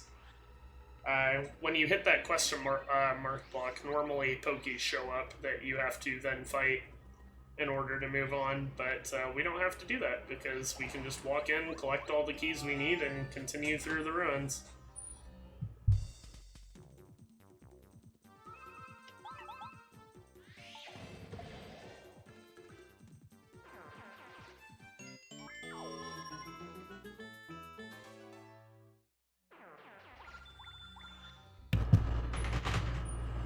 we're fighting those stone chomps to get those stone keys. You'll notice that the path to Toot and Koopa is still open right now, and that's because we're still in a Chapter 4 state, which is why we're doing what we're doing now. We're going to go grab the Super Hammer, which is the fastest way to revert our story progress back to Chapter 2 so that Toot and Koopa can spawn and we can fight him.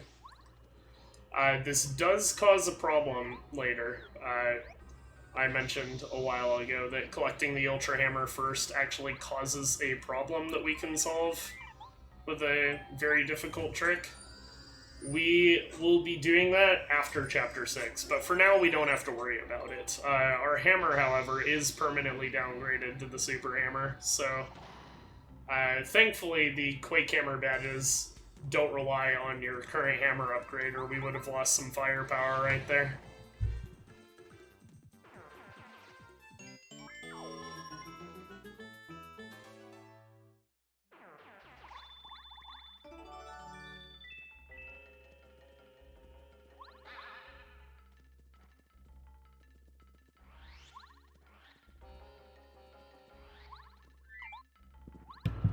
You'll notice that the stairs are no longer down.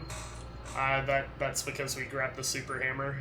That's proof, more or less, that we reverted the game to a Chapter 2 state. So now it thinks we're...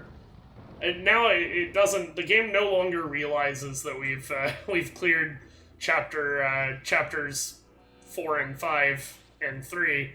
Now it thinks we're in Chapter 2, and it thinks we're supposed to be in Chapter 2. This boss fight is hilarious when you do it in all cards. It's even funnier in all bosses, due to having a little extra firepower, but in all cards, it's really, really pathetic. You're gonna like this.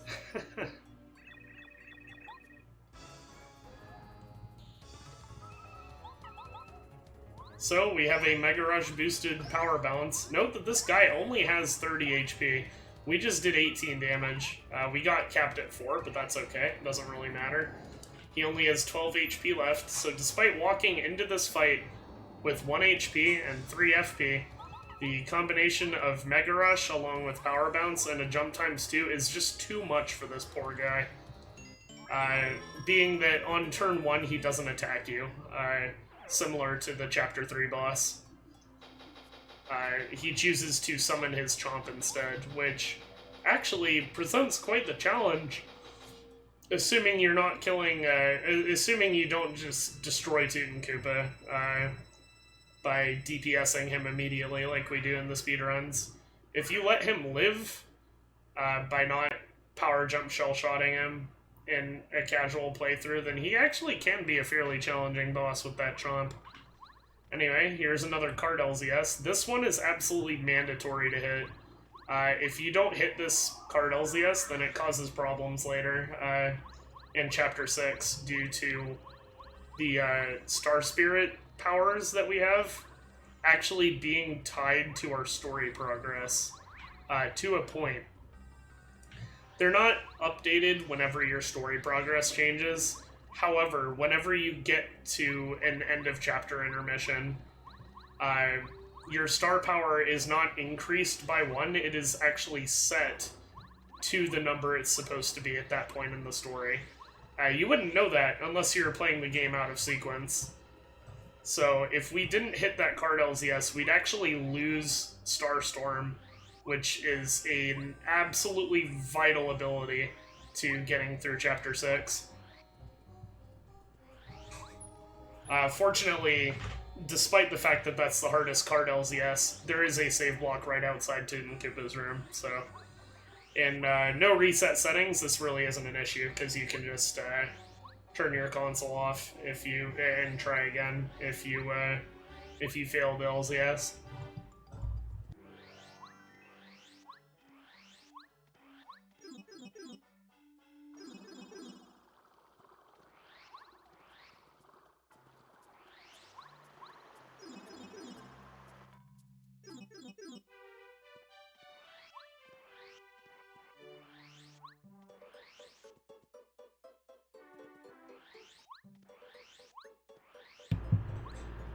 So you might notice that we're about to head into flower fields, but before we do that, we want this badge. This badge we get by spin or tornado jumping 3 times in Merlin's house. This is called Quick Change, and it is definitely going to come in handy later. It lets you, it takes your partner swaps in battle and treats them as free actions, meaning you can swap partners and then attack. Or even swap partners and then swap partner again, if you want to. It really opens up a lot of the routing for fights later in the game. Unfortunately, in the optimal routes for Paper Mario, this badge is never obtained because it's kind of slow to pick it up. But it's picked up in many safe routes because making the partner swaps a free action is just absolutely incredibly powerful, especially in late game for this. So we do want that. We'll use it much later. But for now, we're going to enter Chapter 6.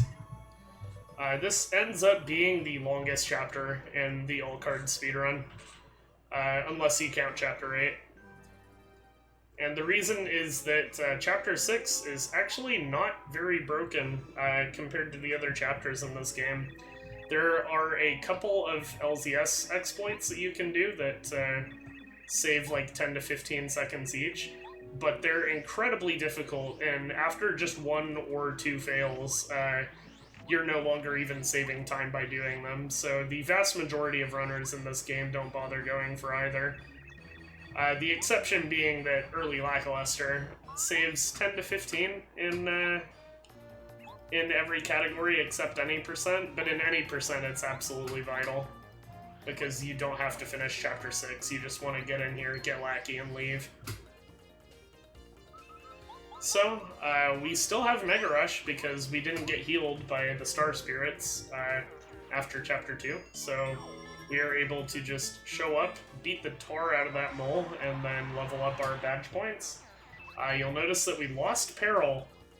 However, there is conveniently a fight with 3 moles right here, and these guys do 3 damage each on hit, so all we have to do to get Peril back is do nothing with Mario, and then let them hit us, and suddenly we have Peril again for the following fights, which we're going to take advantage of to dispatch them with an untimed power Quake. The same will be done for the fights on the bottom right, which gives us a lot more experience points, and here we're gonna drink our maple syrup just to keep our flower points high, and we're gonna do the same thing to both of the bottom mole fights.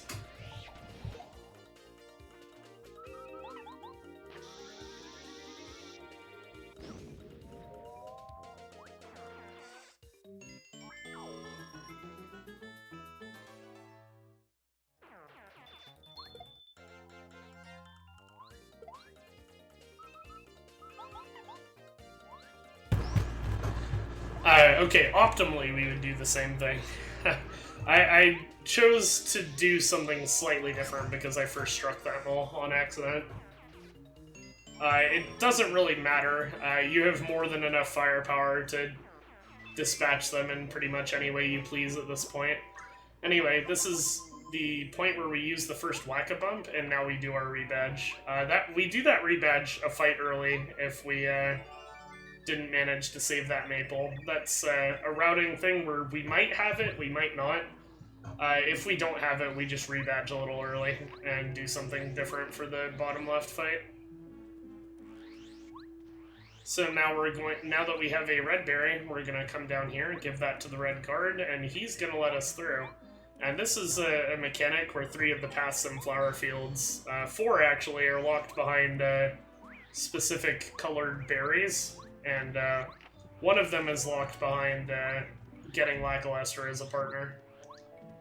So, despite having all these paths at the beginning of Flower Fields, you only actually have the option to go east at the beginning. However, this very quickly opens up as you traverse the first couple of paths.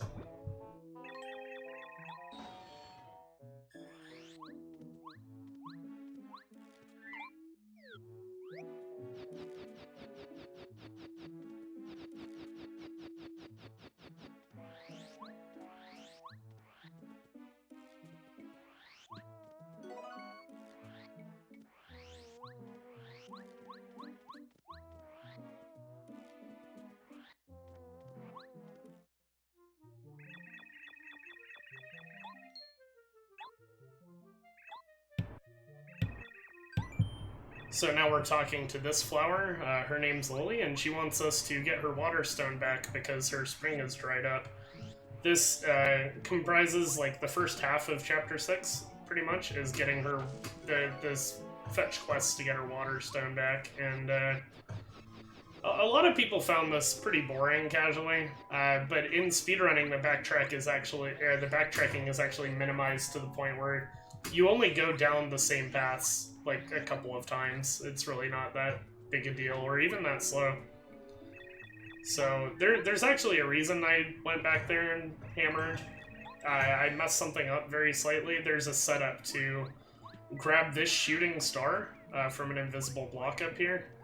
And the reason we do that is because Starstorm would be necessary on this fight otherwise, but Starstorm is so slow that doing that extra movement to pick up the shooting star is actually faster than just going right here and using Starstorm on this fight. So this fight's kind of interesting. We delete the first guy, basically, with a power jump and a shell shot. And then that Lakitu can either spawn a Spiny or he can attack you. Not ideal either way. This fight is not that great. It's probably optimizable, but we don't really have other options at this point. So on turn 2, or after we let them attack us, on turn 2 we hit the Lakitu with Shell Shot, and that allows us to use that shooting star we just picked up to kill all 4 enemies with the same move. And when the death animations overlap, that saves a significant amount of time.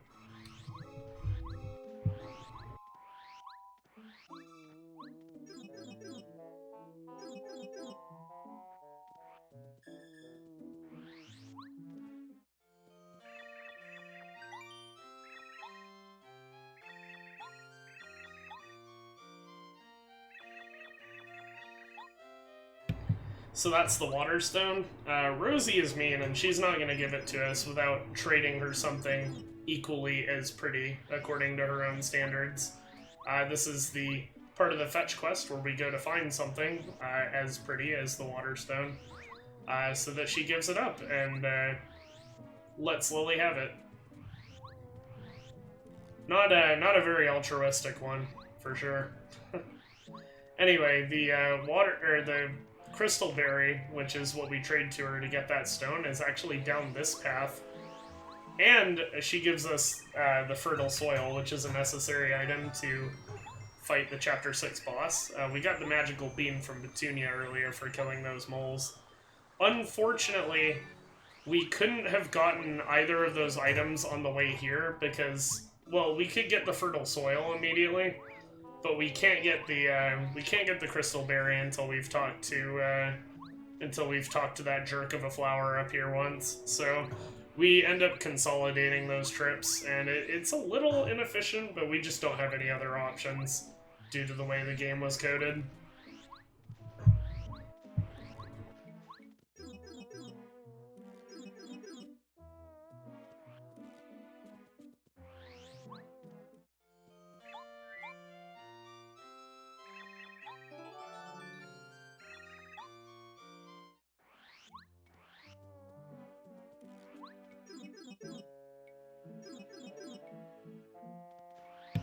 Now that we have the Water Stone, we're heading back to give it to Lily, completing the first half of Chapter 6. This is going to allow us to reach the Bubbleberry Tree, which will let us access the northwest area of Flower Fields.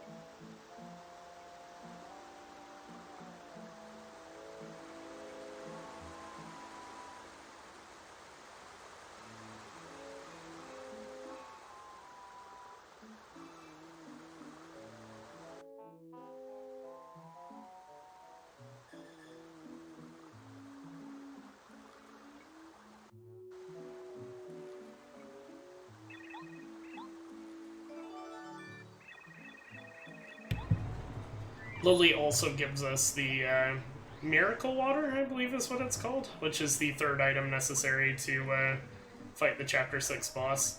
Now that we have all those key items, we're actually still not ready to go fight the boss yet, because there is one more important thing that has to be done. Notice how we're supposed to... This is very plant-themed, of course, flower fields and whatnot. And plants can't grow without sunlight, and we actually need to get rid of the clouds before we can plant the beanstalk to take us up to fight the boss. But now that we have the bubble berry, we can head over here, which is where we're gonna get our next partner, and where the sun is, actually.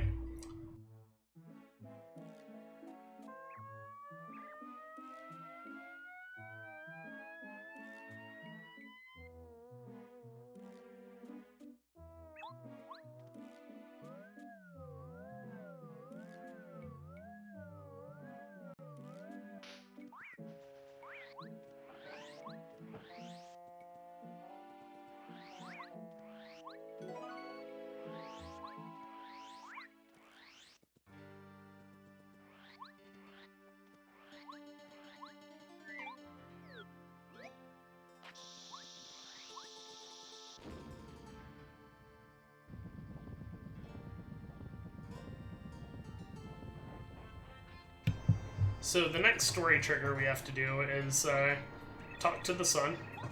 For some reason we don't vaporize immediately upon approaching him, but you know, it's just like that. You know, it's a game. So talking to the sun is a story trigger that is going to cause us to get ambushed in this room by our next partner, Lackluster. He is working for the boss of this chapter, and he is ordered to stop Mario. Fortunately for us, he's a bit of a wimp. He can't take much of a beating. Or, rather, he can't dish out much of a beating. Notice how that blocked. His attacks only do 3 damage, which is very low for this late in the game. Now we get some quick change action right there. This is the first time it's actually, like, used. It allowed us to switch to parry carry and shell shot on the same turn. And notice, Lackey might not deal much damage, but he can kind of take a beating. Notice how we've been wailing on him a little bit for several turns, and only now can we finish him off with a Mega Rush boosted power bounce now that we're at 1 HP. He actually has 50 HP, and 0 defense, which is very tanky for an enemy that does as little damage as he does, especially this late in the game. Anyway, after an argument and conversation with his girlfriend, he's going to join our party. And he is an incredibly broken partner. There are a lot of tricks that utilize his specific tools that we're gonna get to in a little while. He's very, very, very broken, and we actually don't fully understand how he works yet. Decomp is still working on figuring out how exactly Lackluster functions to produce a lot of the effects he does. But his main intended ability is that he allows us to move over spikes in lava, which opens up flower fields for exploration pretty much at any time, anywhere. It's also a fair bit faster than Mario walking, but it's definitely slower than Speedy Spin.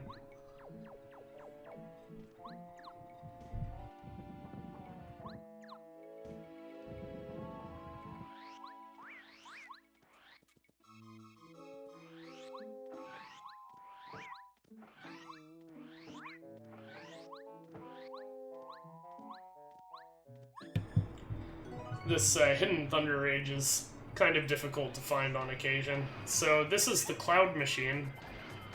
Destroying it makes the clouds go away. Kind of silly, but we'll just roll with it. We use a Dizzy Dial on this fight. This has a 100% stun rate on Lakitus and 75% on the Magikoopas. This actually saves time because we don't have to watch their attack animations, so even though this fight is an entire turn longer as a result, their animations are so slow that it saves like a fairly meaty chunk of time to grab and use that dizzy dial here. Probably one of my favorite strategies to use in this run, or just any runs in Paper Mario in general, is that dizzy dialing there is actually really fast. We need to eat that Whack-A-Bump. Both of them are used in Chapter 6. This is just because we don't level at very convenient times for our stats to be restored. So we manually do so with the Whack-A-Bump because there's no good way to heal in Chapter 6 itself. So anyway, destroying the cloud machine gets rid of all clouds ever. And now the sun is allowed to go up and everyone in Flower Fields is happy. All that's left to do is beat up the boss of this chapter, who is fittingly a giant cloud. Now, I mentioned earlier that Mega Rush and Power Bounce is a very potent combination, and it's definitely done most of the work carrying us through this run so far. But there is actually a third piece to that combo that we just don't get until fairly late game, that we're about to pick up here before we fight the boss. Its remote location is why we unfortunately don't get access to it earlier, but it is an extremely potent option in combination with Mega Rush and Power Bounce that allows us to basically vaporize every single boss until the end game from this point forward.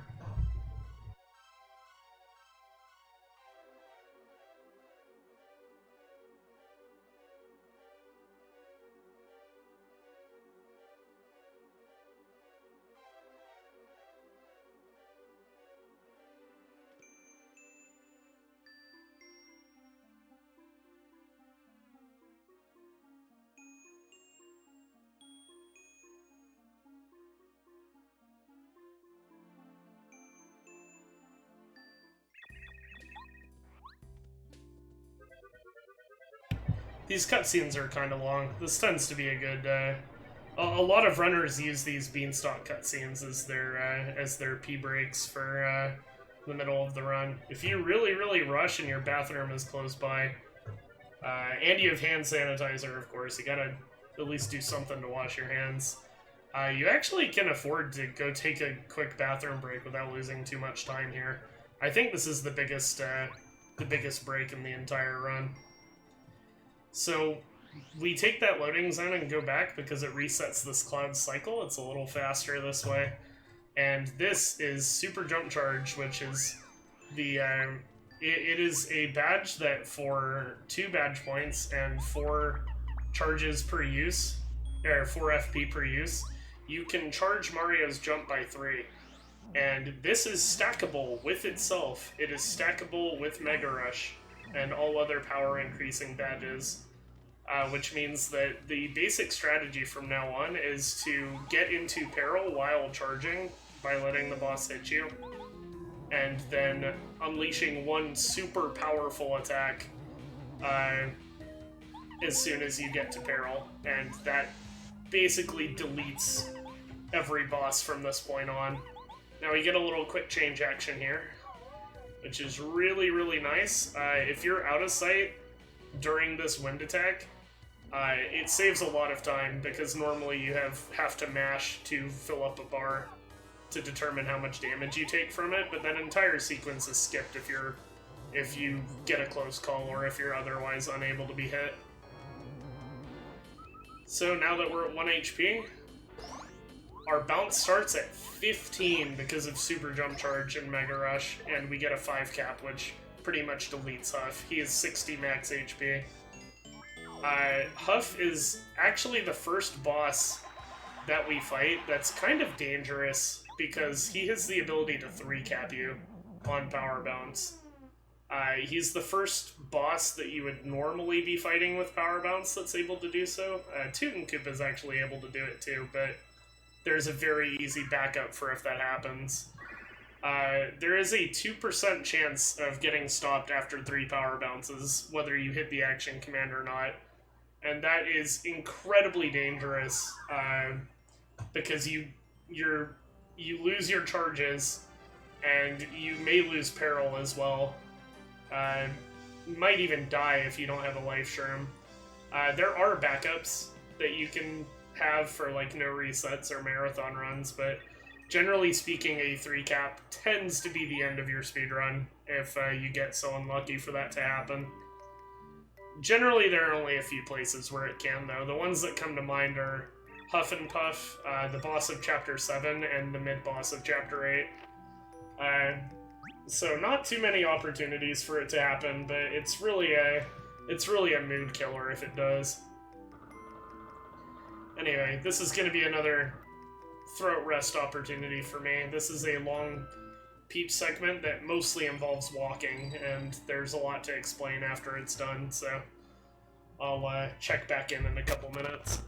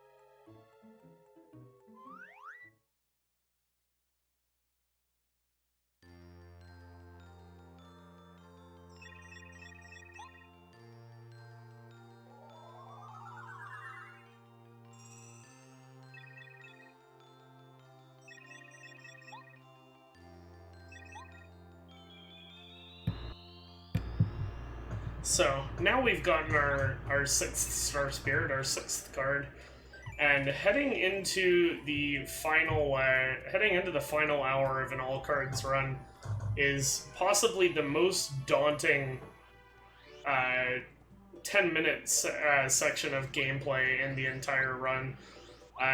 Remember earlier when I mentioned that getting the Ultra Hammer early causes a few problems later? This is going to be why. We have to get the Ultra Boots, but we don't have the Ultra Hammer to break that metal block on the way there. So we're going to have to do a very complicated trick that isn't fully understood, called Clippy Boots. We have to utilize the state called Clippy, which we get by pulling up the partner menu on the 2nd frame of encountering an enemy while riding Lackluster. And what this does is it improperly sets Mario's hitbox as if you're still as if you're still on Lackluster, even though you've swapped partners. So as you can see, I didn't get it the first time. I don't believe I got it the second time either.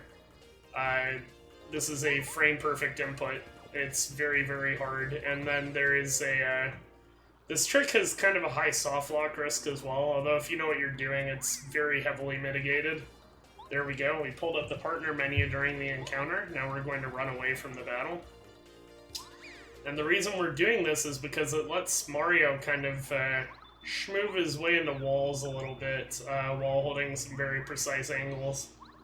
So you can see right there, we're going to jump up onto that block, which was only possible because we were inside it.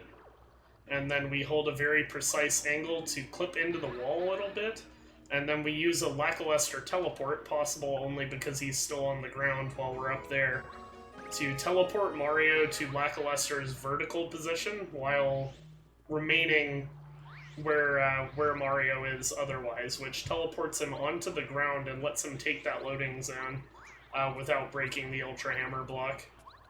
This is a very difficult trick, and it's immediately followed up by another trick called a Peach Warp. We're actually going to head back into the volcano, and I'll kind of explain what's going on more a little bit when we're closer there. But basically, we're going to re-trigger the Chapter 5 eruption sequence again. And it's wild that this is even possible. It's possible with some lackluster clips out of bounds. Remember how he's definitely the most broken partner in this game, by a long shot. But this kind of takes the cake. He exposes a flaw with the programming of Chapter 5. Chapter 5 does not end when you touch the Chapter 5 card. And it ends a little later, and that later sequence, the end of the volcano sequence, is something we can re-trigger. And the real kicker to all of this is that since you're only supposed to be capable of accessing that area once, it doesn't actually set your story progress, which is absolutely amazing, considering that means that we can return to the volcano at a later time, and we can re-trigger the eruption as many times as we want to skip later chapters. Peach Warp is basically a free pass to skip whatever you want, as long as it's after Chapter 5. Any percent uses this trick after getting Lackluster to skip to the end of Chapter 6, and then again to skip Chapter 7 entirely. We're using it for a slightly different reason here. What Peach Warp actually does, see how we used Lack Eclipse to get through there, and we're going to use another one right here in a sec. There we go. The reason we're Peach Warping here is to skip around half of Chapter 7. What this does is it's re-triggering the volcano escape sequence. It doesn't set our story progress, but it takes us to the next Peach scene in line. So since the game thinks we're in Chapter 7, since we just beat Chapter 6, the game's about to think that we have beaten Chapter 7, and it's going to take us to the pre-Chapter 8 Peach scene with Bowser. And this is so incredibly broken because in the case of all cards, it spawns us right outside Crystal Palace after the cutscenes, which means we can turn around and walk right in the palace, which happens to be its own story trigger, which takes us back to the correct position. And what this does is it skips everything you do in Shiver City. It skips everything you do in Starborn Valley, it skips everything you do in Shiver Mountain, and it takes you right to Crystal Palace, skipping a huge chunk of Chapter 7 in all cards. Now, we could skip the chapter entirely, but we do need that 7th card from defeating Crystal King. So we need to go back in. Thankfully, like I mentioned, the entering the palace is another one-time story trigger, so we'll get the Star Spirit power, and then we're going to turn around and walk right back in.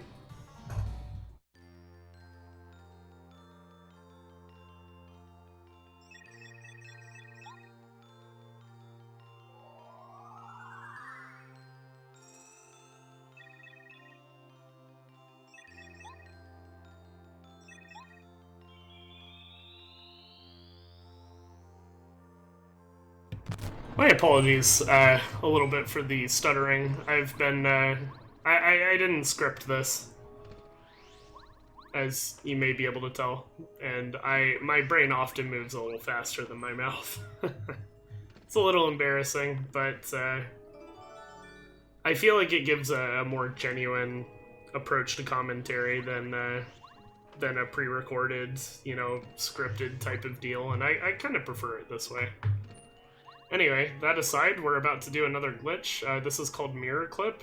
By very rudely shoving Lackey all the way to the right, and then holding up right there, I actually messed it up. But by doing that, and pressing C down on the correct frame, you can initiate a Lackey teleport, much like the Peach Warps, or the Peach Warp tricks we did earlier, and it lets us teleport right through the mirror.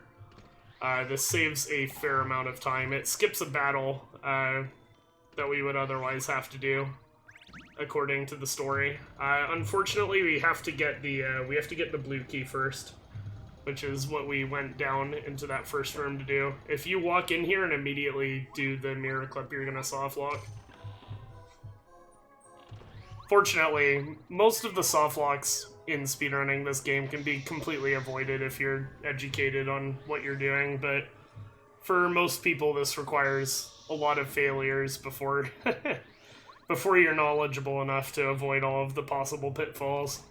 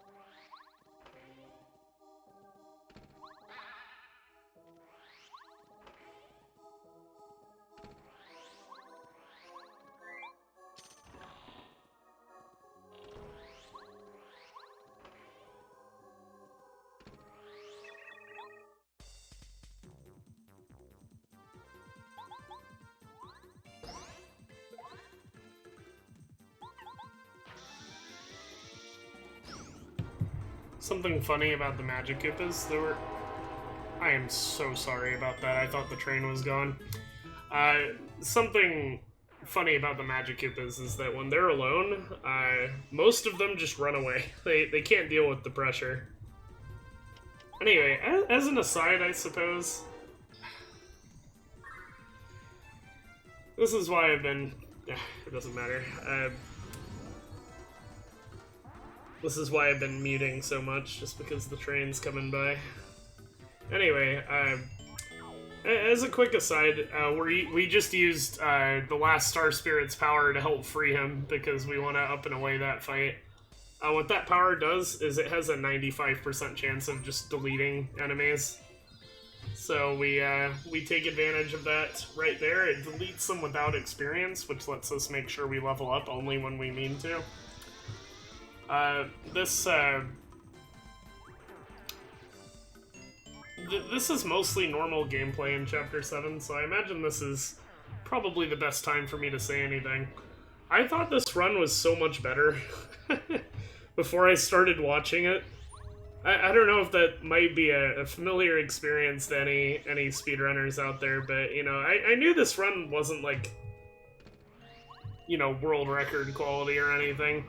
But I thought it was really good. I was so happy with it, especially considering how close it was to my sum of best at the time. But now that I'm watching it back, like, this is so beatable. I'm kind of inspired to beat it. Anyway, I just lined up another trick. This is called Cooper Puzzle Skip. If you are in the correct spot, you can spin and use that to buffer another spin, and that lets you skip this puzzle entirely. I'm not sure if yeah, I didn't get it. That's what happens if you fail it. They all come and drag you out. Anyway, it's a little difficult to set up visually. Most people hammer the wall and use the pixels on the hammer to figure out where they are and where they need to go. The rest of Chapter 7, this is pretty much just normal gameplay for the next 4 minutes or so. I'll probably give my throat another brief rest. Enjoy the run.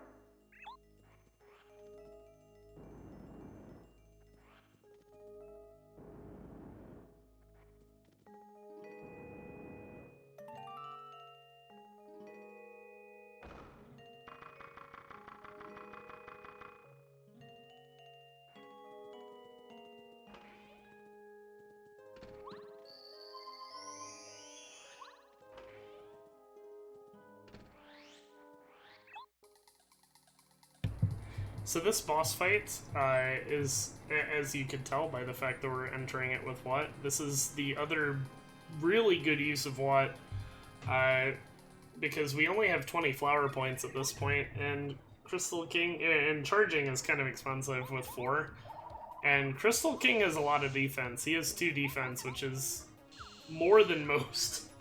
I think there's only... I think there are only like 2 or maybe 3 enemies that have more defense than those guys. The fact that Watt has a free attack that's not terribly slow is immensely helpful with lowering his HP into the range where we can delete him with Mega Rush boosted, charge boosted power bounce.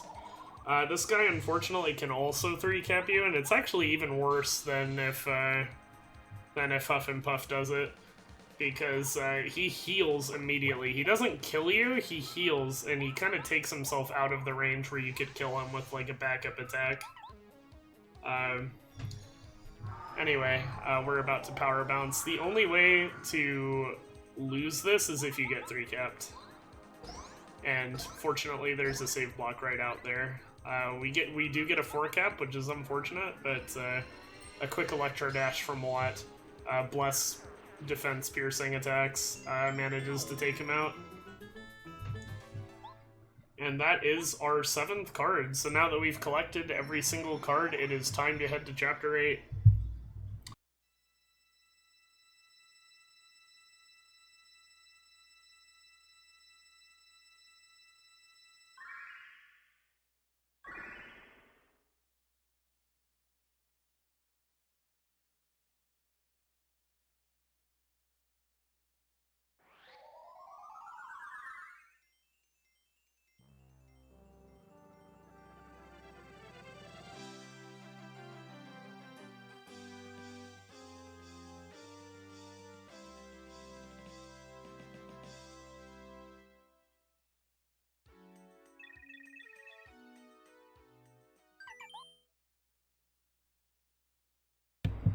As a funny side effect of using Peach Warp to access Chapter 7 in the first place, we end up watching this Peach intermission twice.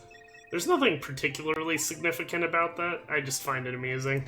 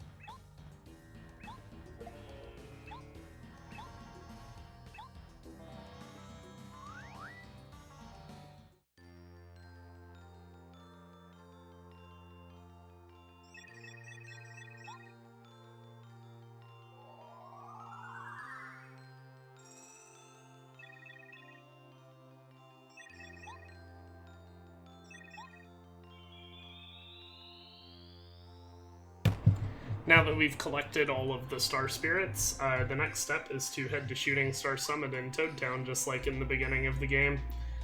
Instead of getting action commands, though, this time we're here to beat the crap out of Bowser.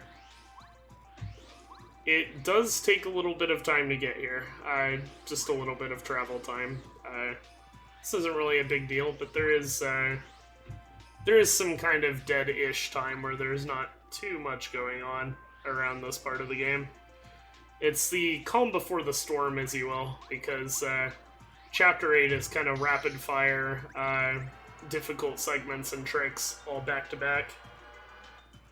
It's really, especially in Glitchless where you can't skip anything, it's really truly a fitting ending for a game like this, for Chapter 8 to ask you to use pretty much everything in your arsenal to get through.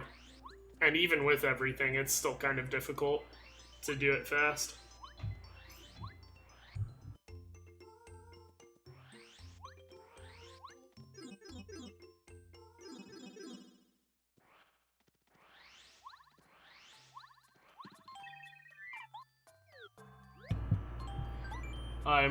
Interesting to note, we actually haven't seen an upgrade block hit in a long time. I think the last one was upgrading Bombette before Chapter 6.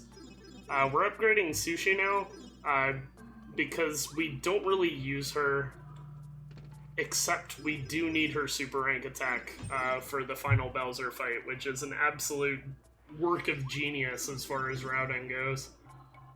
When we get there, I'll explain more into why the routing for Final is so significant.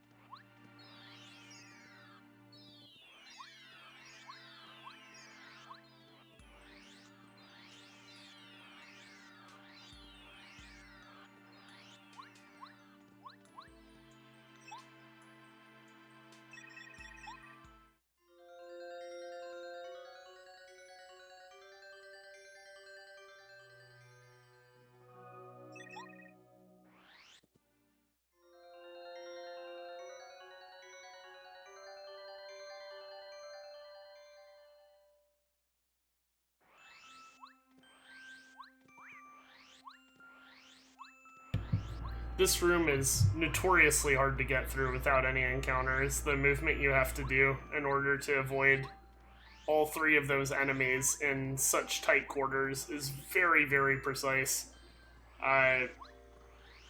There is an easy way to do it, but it loses several seconds.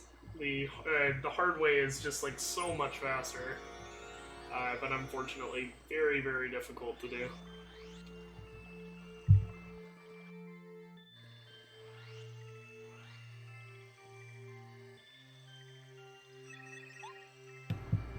So never mind the fact that we saved all of these guys very much out of order.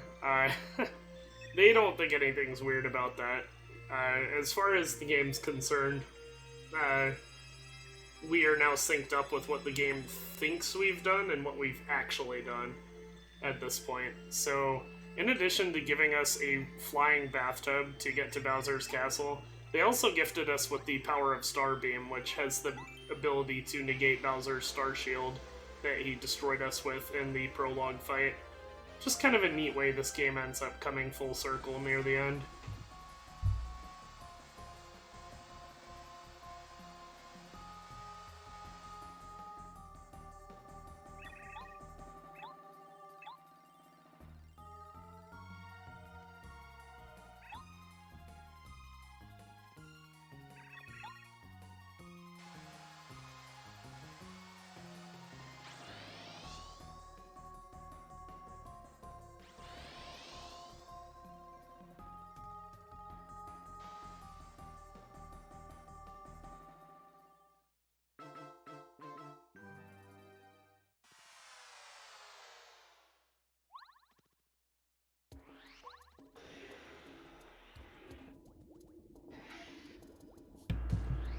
So, as you might notice here, Bowser has more brain cells in this game than in most. He actually locked his front door in Paper Mario. Actually remarkable. He didn't have too many brain cells though, because he put the key outside. And we have another good use of Quick Change here, along with Power Quake, to eliminate these guys pretty much immediately. It takes a little bit of time, but it's faster than... It's certainly faster than using Up and Away, and that is our final level up, getting us to 25 flower points. We will not be increasing our stats anymore for the rest of the run. We have everything we need to beat Bowser now.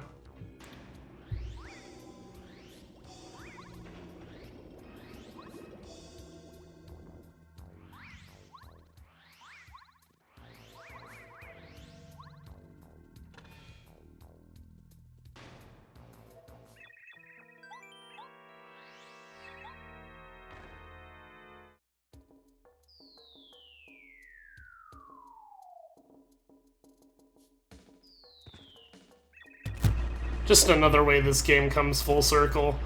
Mario gets dropped in jail and has to use Bombette to escape. Definitely a callback to Chapter 1. There is a section coming up here called Lava Basement, followed up by Blind Basement, which is actually not only incredibly difficult, it's hard platforming, which is very unique for an RPG, but there's hard platforming mixed with, you know, very severe consequences for failing time-wise. Every time you take a lava dip, it's at least like 5 seconds or so, plus the time from any cycles you might have missed as a consequence. And then you have rooms that you have to go through blind. You're meant to use WAP, but that's slow. Fortunately, since we're playing all cards and not glitchless, we can skip all of that by using Lackey to come all the way up here. This next trick is called Block Clip, and it skips the vast majority of the difficult things you have to do in the basement. You can clip on top of this block with a well-placed tornado jump, and then if you para-carry from the top, you land on an invisible wall, and you can just walk right back in the entrance of the castle. Very convenient.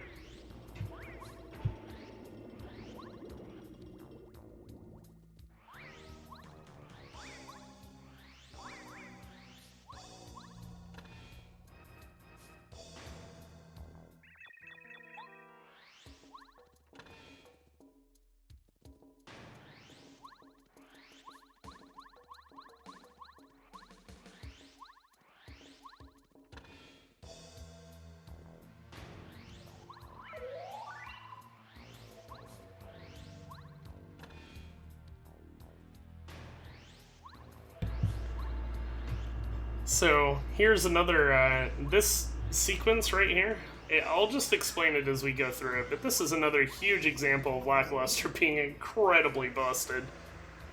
Normally you're supposed to use Sushi, and to get through, to solve the puzzles in these rooms, referred to as Flood Room collectively, you have to use sushi, which not only is slow, but you have to do a lot of back and forth. But with Lackluster, you can just clip through the corners of these things right here, which makes things a lot faster. And by clipping out and then back in, we're actually lower than the game visually places us, which allows us to clip out of bounds where the trampoline was. And now we're going to use a property of Cooper called a Cooper Super Jump. And this is done by falling out of bounds and then using Cooper's ability. And as long as you haven't jumped or used Shell Toss, you have a lot of stored momentum from your out-of-bounds fall, which isn't cleared properly, that gets called by Shell Toss. And that value gets cleared if you jump or use Shell Toss. So you have to be very careful what you're doing if you have a Cooper Super Jump stored. And we're heading into our next trick called Cannonless. This is a very simple out-of-bounds, very precise though.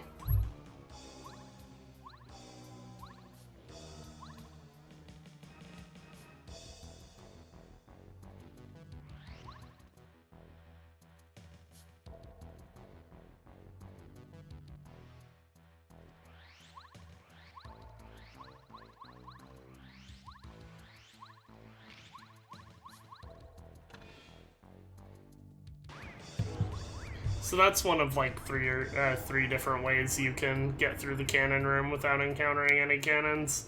It is the fastest, by far, also.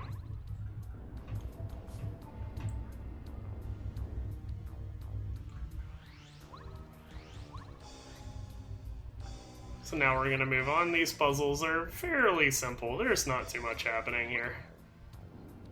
That Hammer Bro is extremely dangerous, which is why we lured him in that specific way. If he encounters you once, he's likely to encounter you again. So that guy, in addition to hitting you and making you need to hit the heart block, can cost you just obscene amounts of time just by being obnoxious. And we don't have any time for that. Now this next section is definitely another P-break section, for the viewers though, not for the runner. This is a 5-question quiz to earn your way past this door. This takes a fair amount of time.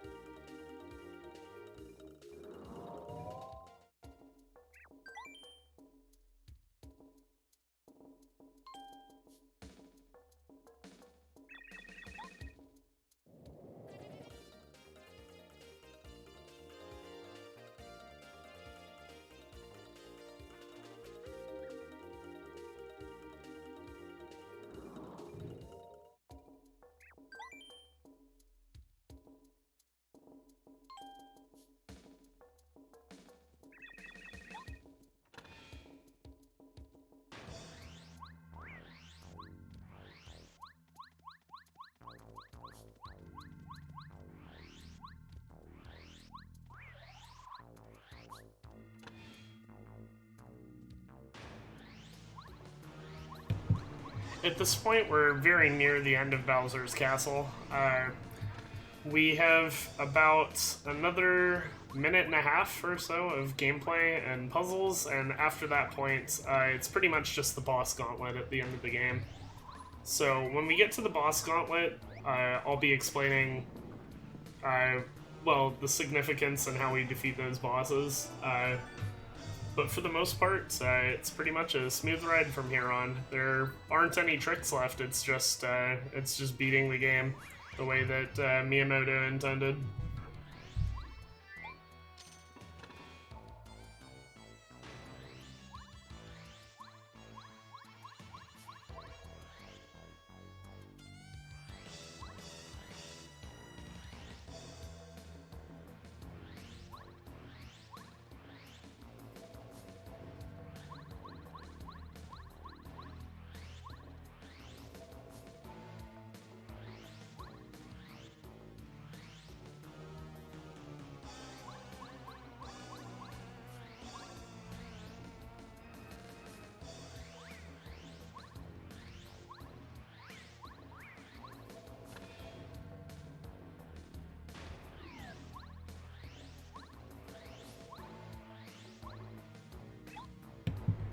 This is the first quote-unquote boss encounter at the end of the game. It's more of a boss in any percent than it is in any other category, but these 4 duplicates are disguised as Peach, and they're our first obstacle in the end game. Fortunately, they are vulnerable to up and away, which is why I kind of hesitate to call this a boss encounter, because they have a 95% chance of just being vaporized by this, just like every other regular enemy. And of course it dinks on the last guy.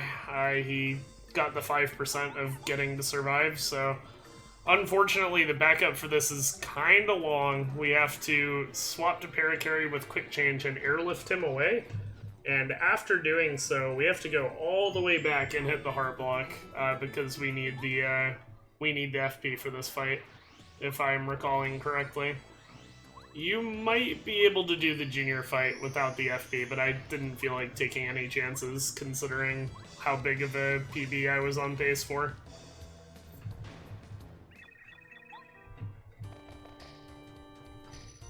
So that lost a good chunk of time, but it was kind of whatever. So now we're gonna fight Junior Troopa, who is often... This guy is a run killer in almost every category because of the RNG. We use power bounce strats to defeat him in every category, and he is capable of 3-capping us, which is just incredibly unfortunate.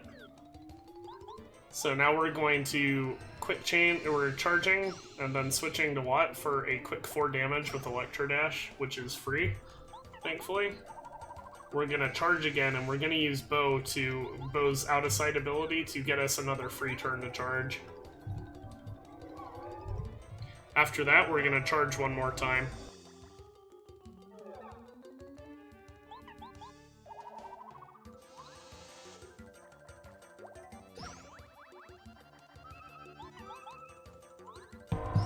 Now that we're in peril, a simple 5 bounce kills him.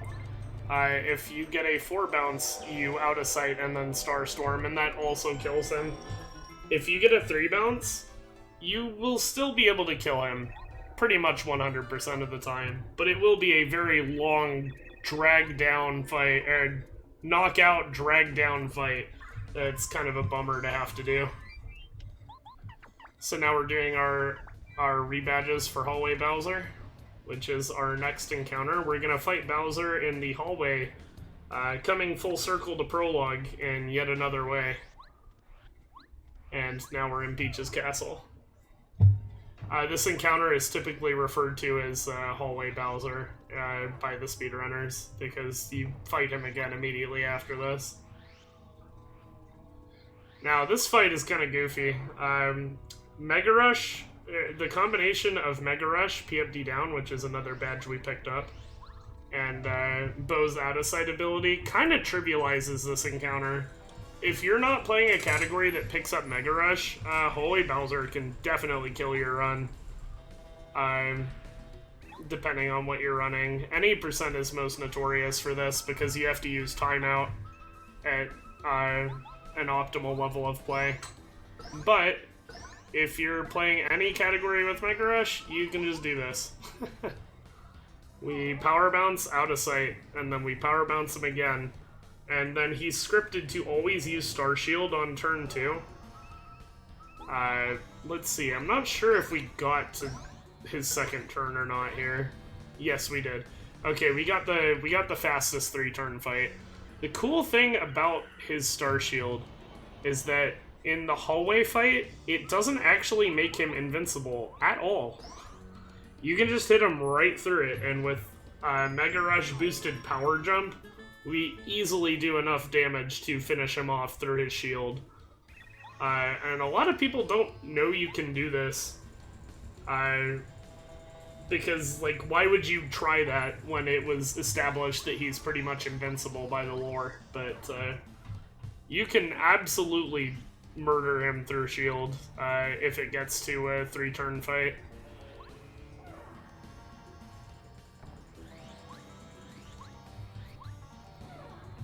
So now that that's over with, we're heading up to the final encounter, and I'll take some time to properly explain what's going on. There's a, Phase 1 is really simple.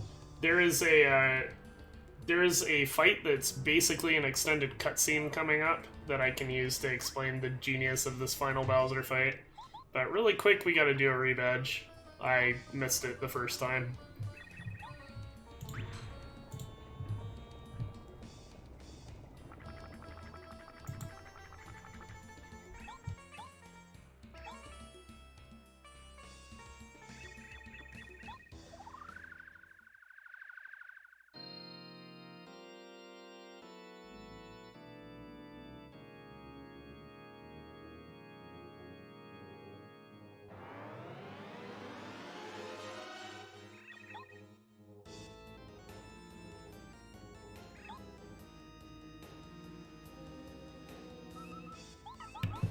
Phase 1 is much like the hallway fight went. Bowser has a very brutal power bounce multiplier in Phase 1 of this fight, which means he is highly likely to cap you.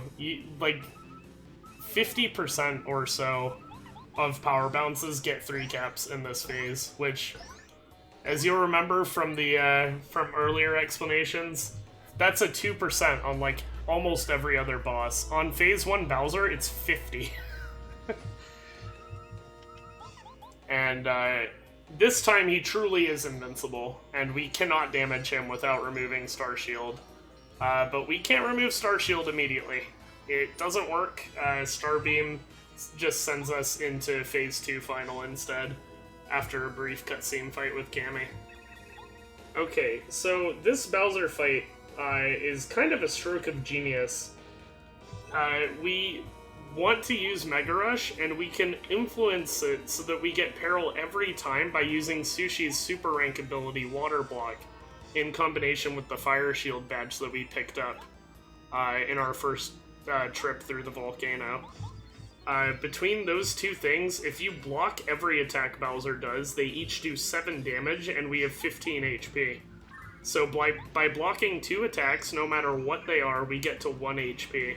And we maintain that 1 HP for the remainder of the fight to take full advantage of Mega Rush. In that way, we're able to do multiple power bounces boosted by Mega Rush in order to pretty much vaporize Bowser once the setup is complete. And the reason this fight works is that we can use Quick Change along with a Repel Gel that we got earlier to ensure that we're always invulnerable at the times when Bowser can attack us. This fight is so consistent that the only death condition is not having a life shroom for whatever reason and getting turn 3 plus turn 6 shield, or repeated bad caps that are very, very unlikely. In the entire fight, you only need to get 7 extra damage from bounces that don't 3-cap you. And you might have noticed in Phase 1, I got a 3 and a 5, and that means that we did 5 extra damage already out of the 7, before even getting to the meat of the actual fight. So now we only need 2 extra damage from not 3 caps on power bounce in order to be guaranteed a win. The fail conditions in this fight are just so insanely unlikely, and they're all resolved completely by just having 1 life shroom on your person. It's really remarkable how consistent and how good this fight is. Unfortunately, it does take a fair amount of setting up. We have to get quick change, and we have to get Sushi to super rank. Otherwise, the fight just doesn't work. It's also incompatible with any bow skip routes because out of sight is very important for maintaining peril. Otherwise, the turn math just doesn't work due to Bowser's AI. He actually has some fairly sophisticated AI. He can't do the same thing twice in a row except for fire, and his moves are determined by RNG in that depending on the battle conditions, he is more likely to do certain things than others, but it's never a guarantee. Which is the biggest reason why this fight is so dang good. So we start off with a Peach Beam to remove his shield, and then we take advantage of Quick Change into Water Block, like I mentioned earlier. Now, every attack Bowser does is only going to do 7 damage to us, as long as we block it. So, Butt Stomp, 7 damage. And we have a filler turn to put in some DPS on him, so we do a power jump and a shell shot, which are some very quick high damage output options. And shell shot, Bowser is so big that you can just flick the stick for shell shot's action command. You literally cannot miss him. So there we got 3 capped. That's not unlikely, unfortunately, but we still need 2 extra damage. So we have Peril, we did a 3 bounce and then out of sight. He misses us. And now we're going to put on our Repel Gel to extend our invulnerability.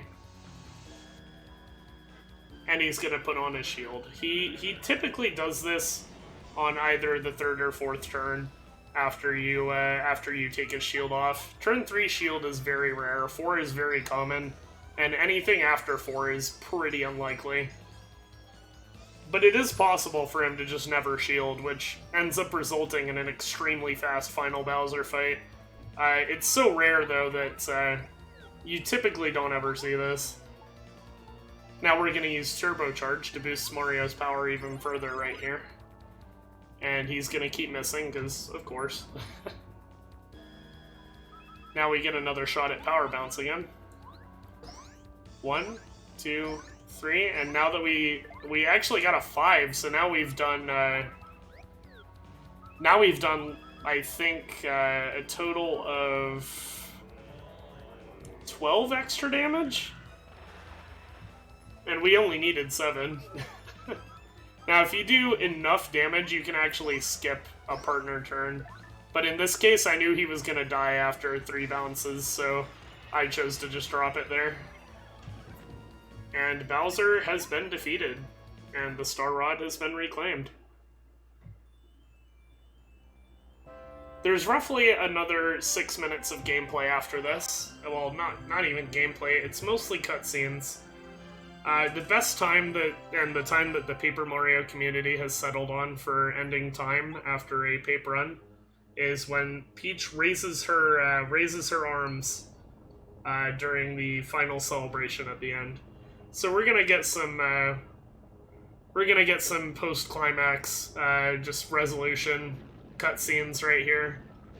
And I think I might as well take a little time to explain a little bit why I'm doing this and who I am, I guess, because I don't have much of a reach outside of my Twitch. So I am M4, Mix 4, Mr. 4 is what I used to be known as. I'm a non-binary speedrunner. Don't really pass as that, whatever that means.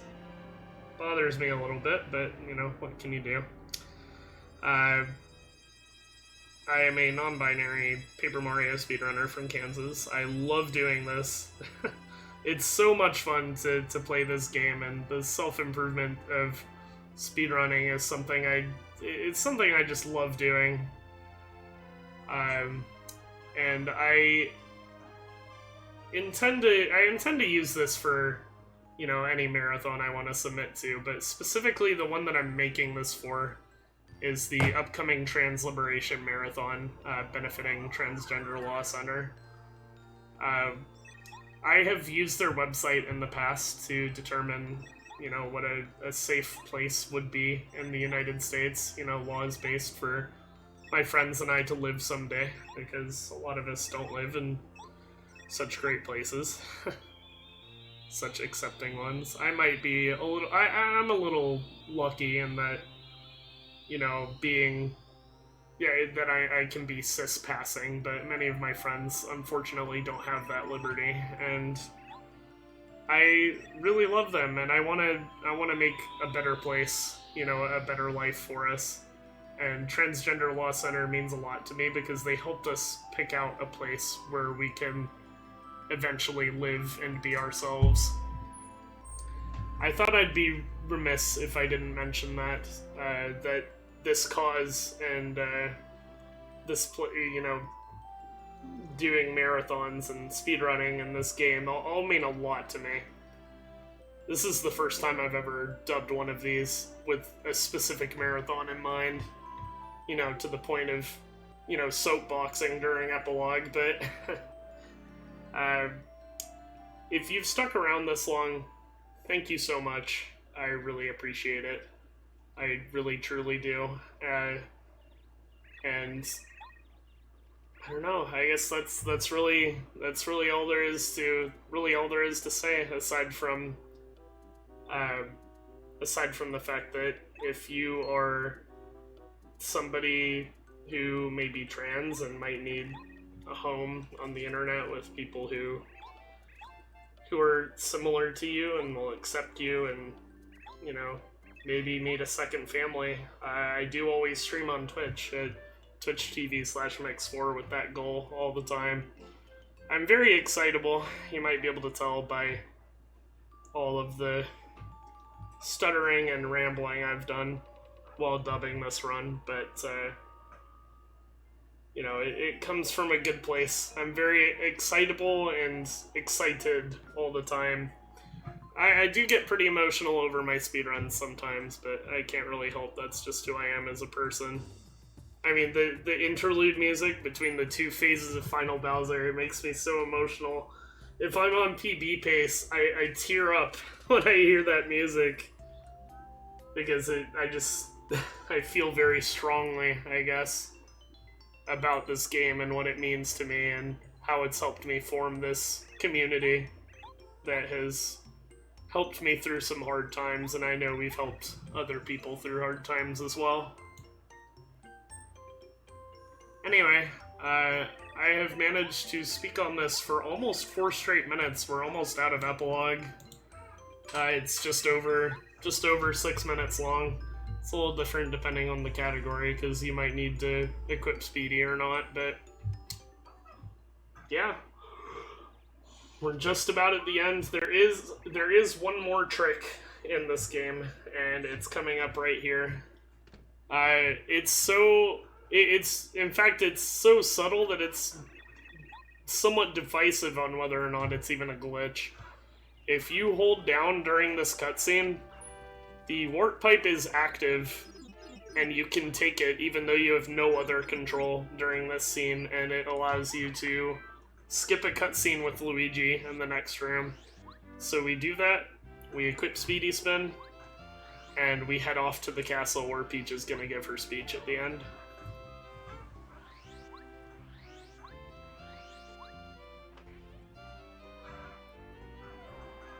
And time is on hands up.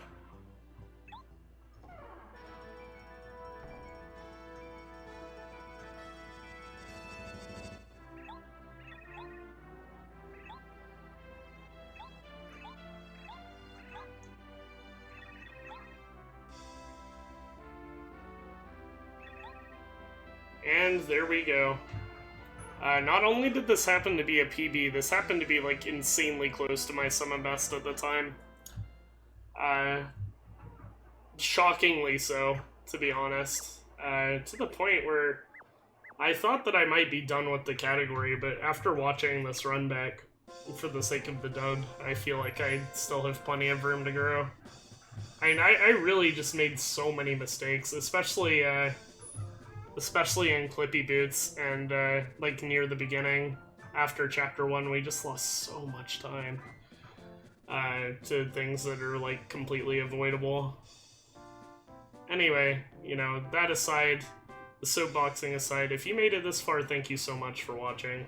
I'm gonna let the recording run through the credits because that's kind of a tradition. If you PB in Paper Mario, usually most people leave the credits in their PB videos because this is such a beautiful sequence. They really don't make games with credits like this anymore. Anyway, if you listened the whole time, thank you so much. I thought about, you know, talking about who I am and why I'm doing this, you know, a lot earlier, but I didn't want to take away from the commentary of the game while there was anything going on and while there were things to explain. But I wanted to do an epilogue because I wanted to make sure that people would actually see it. Because the run's not over until time's called, so... yeah, thank you guys so much for considering me.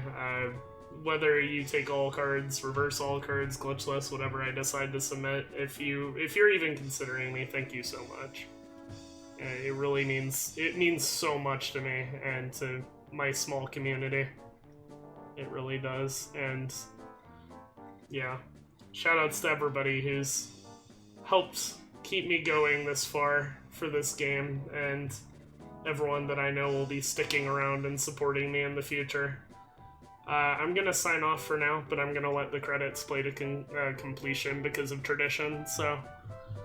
yeah, thank you so much. Enjoy the credits.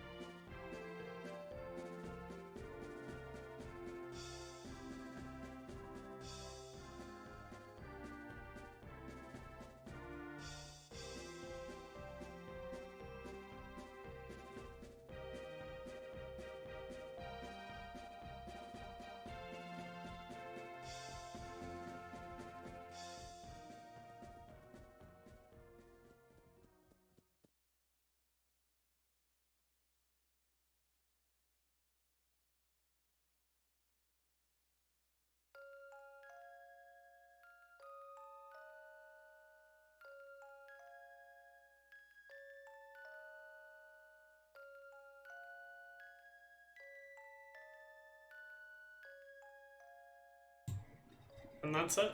That is Paper Mario All Cards. If you watched all the way to the end, thank you so much. It means so much to me. If you consider me for your marathon, thank you so much. It means so much to me. I hope everyone who has watched this far, I hope you guys all have a wonderful day.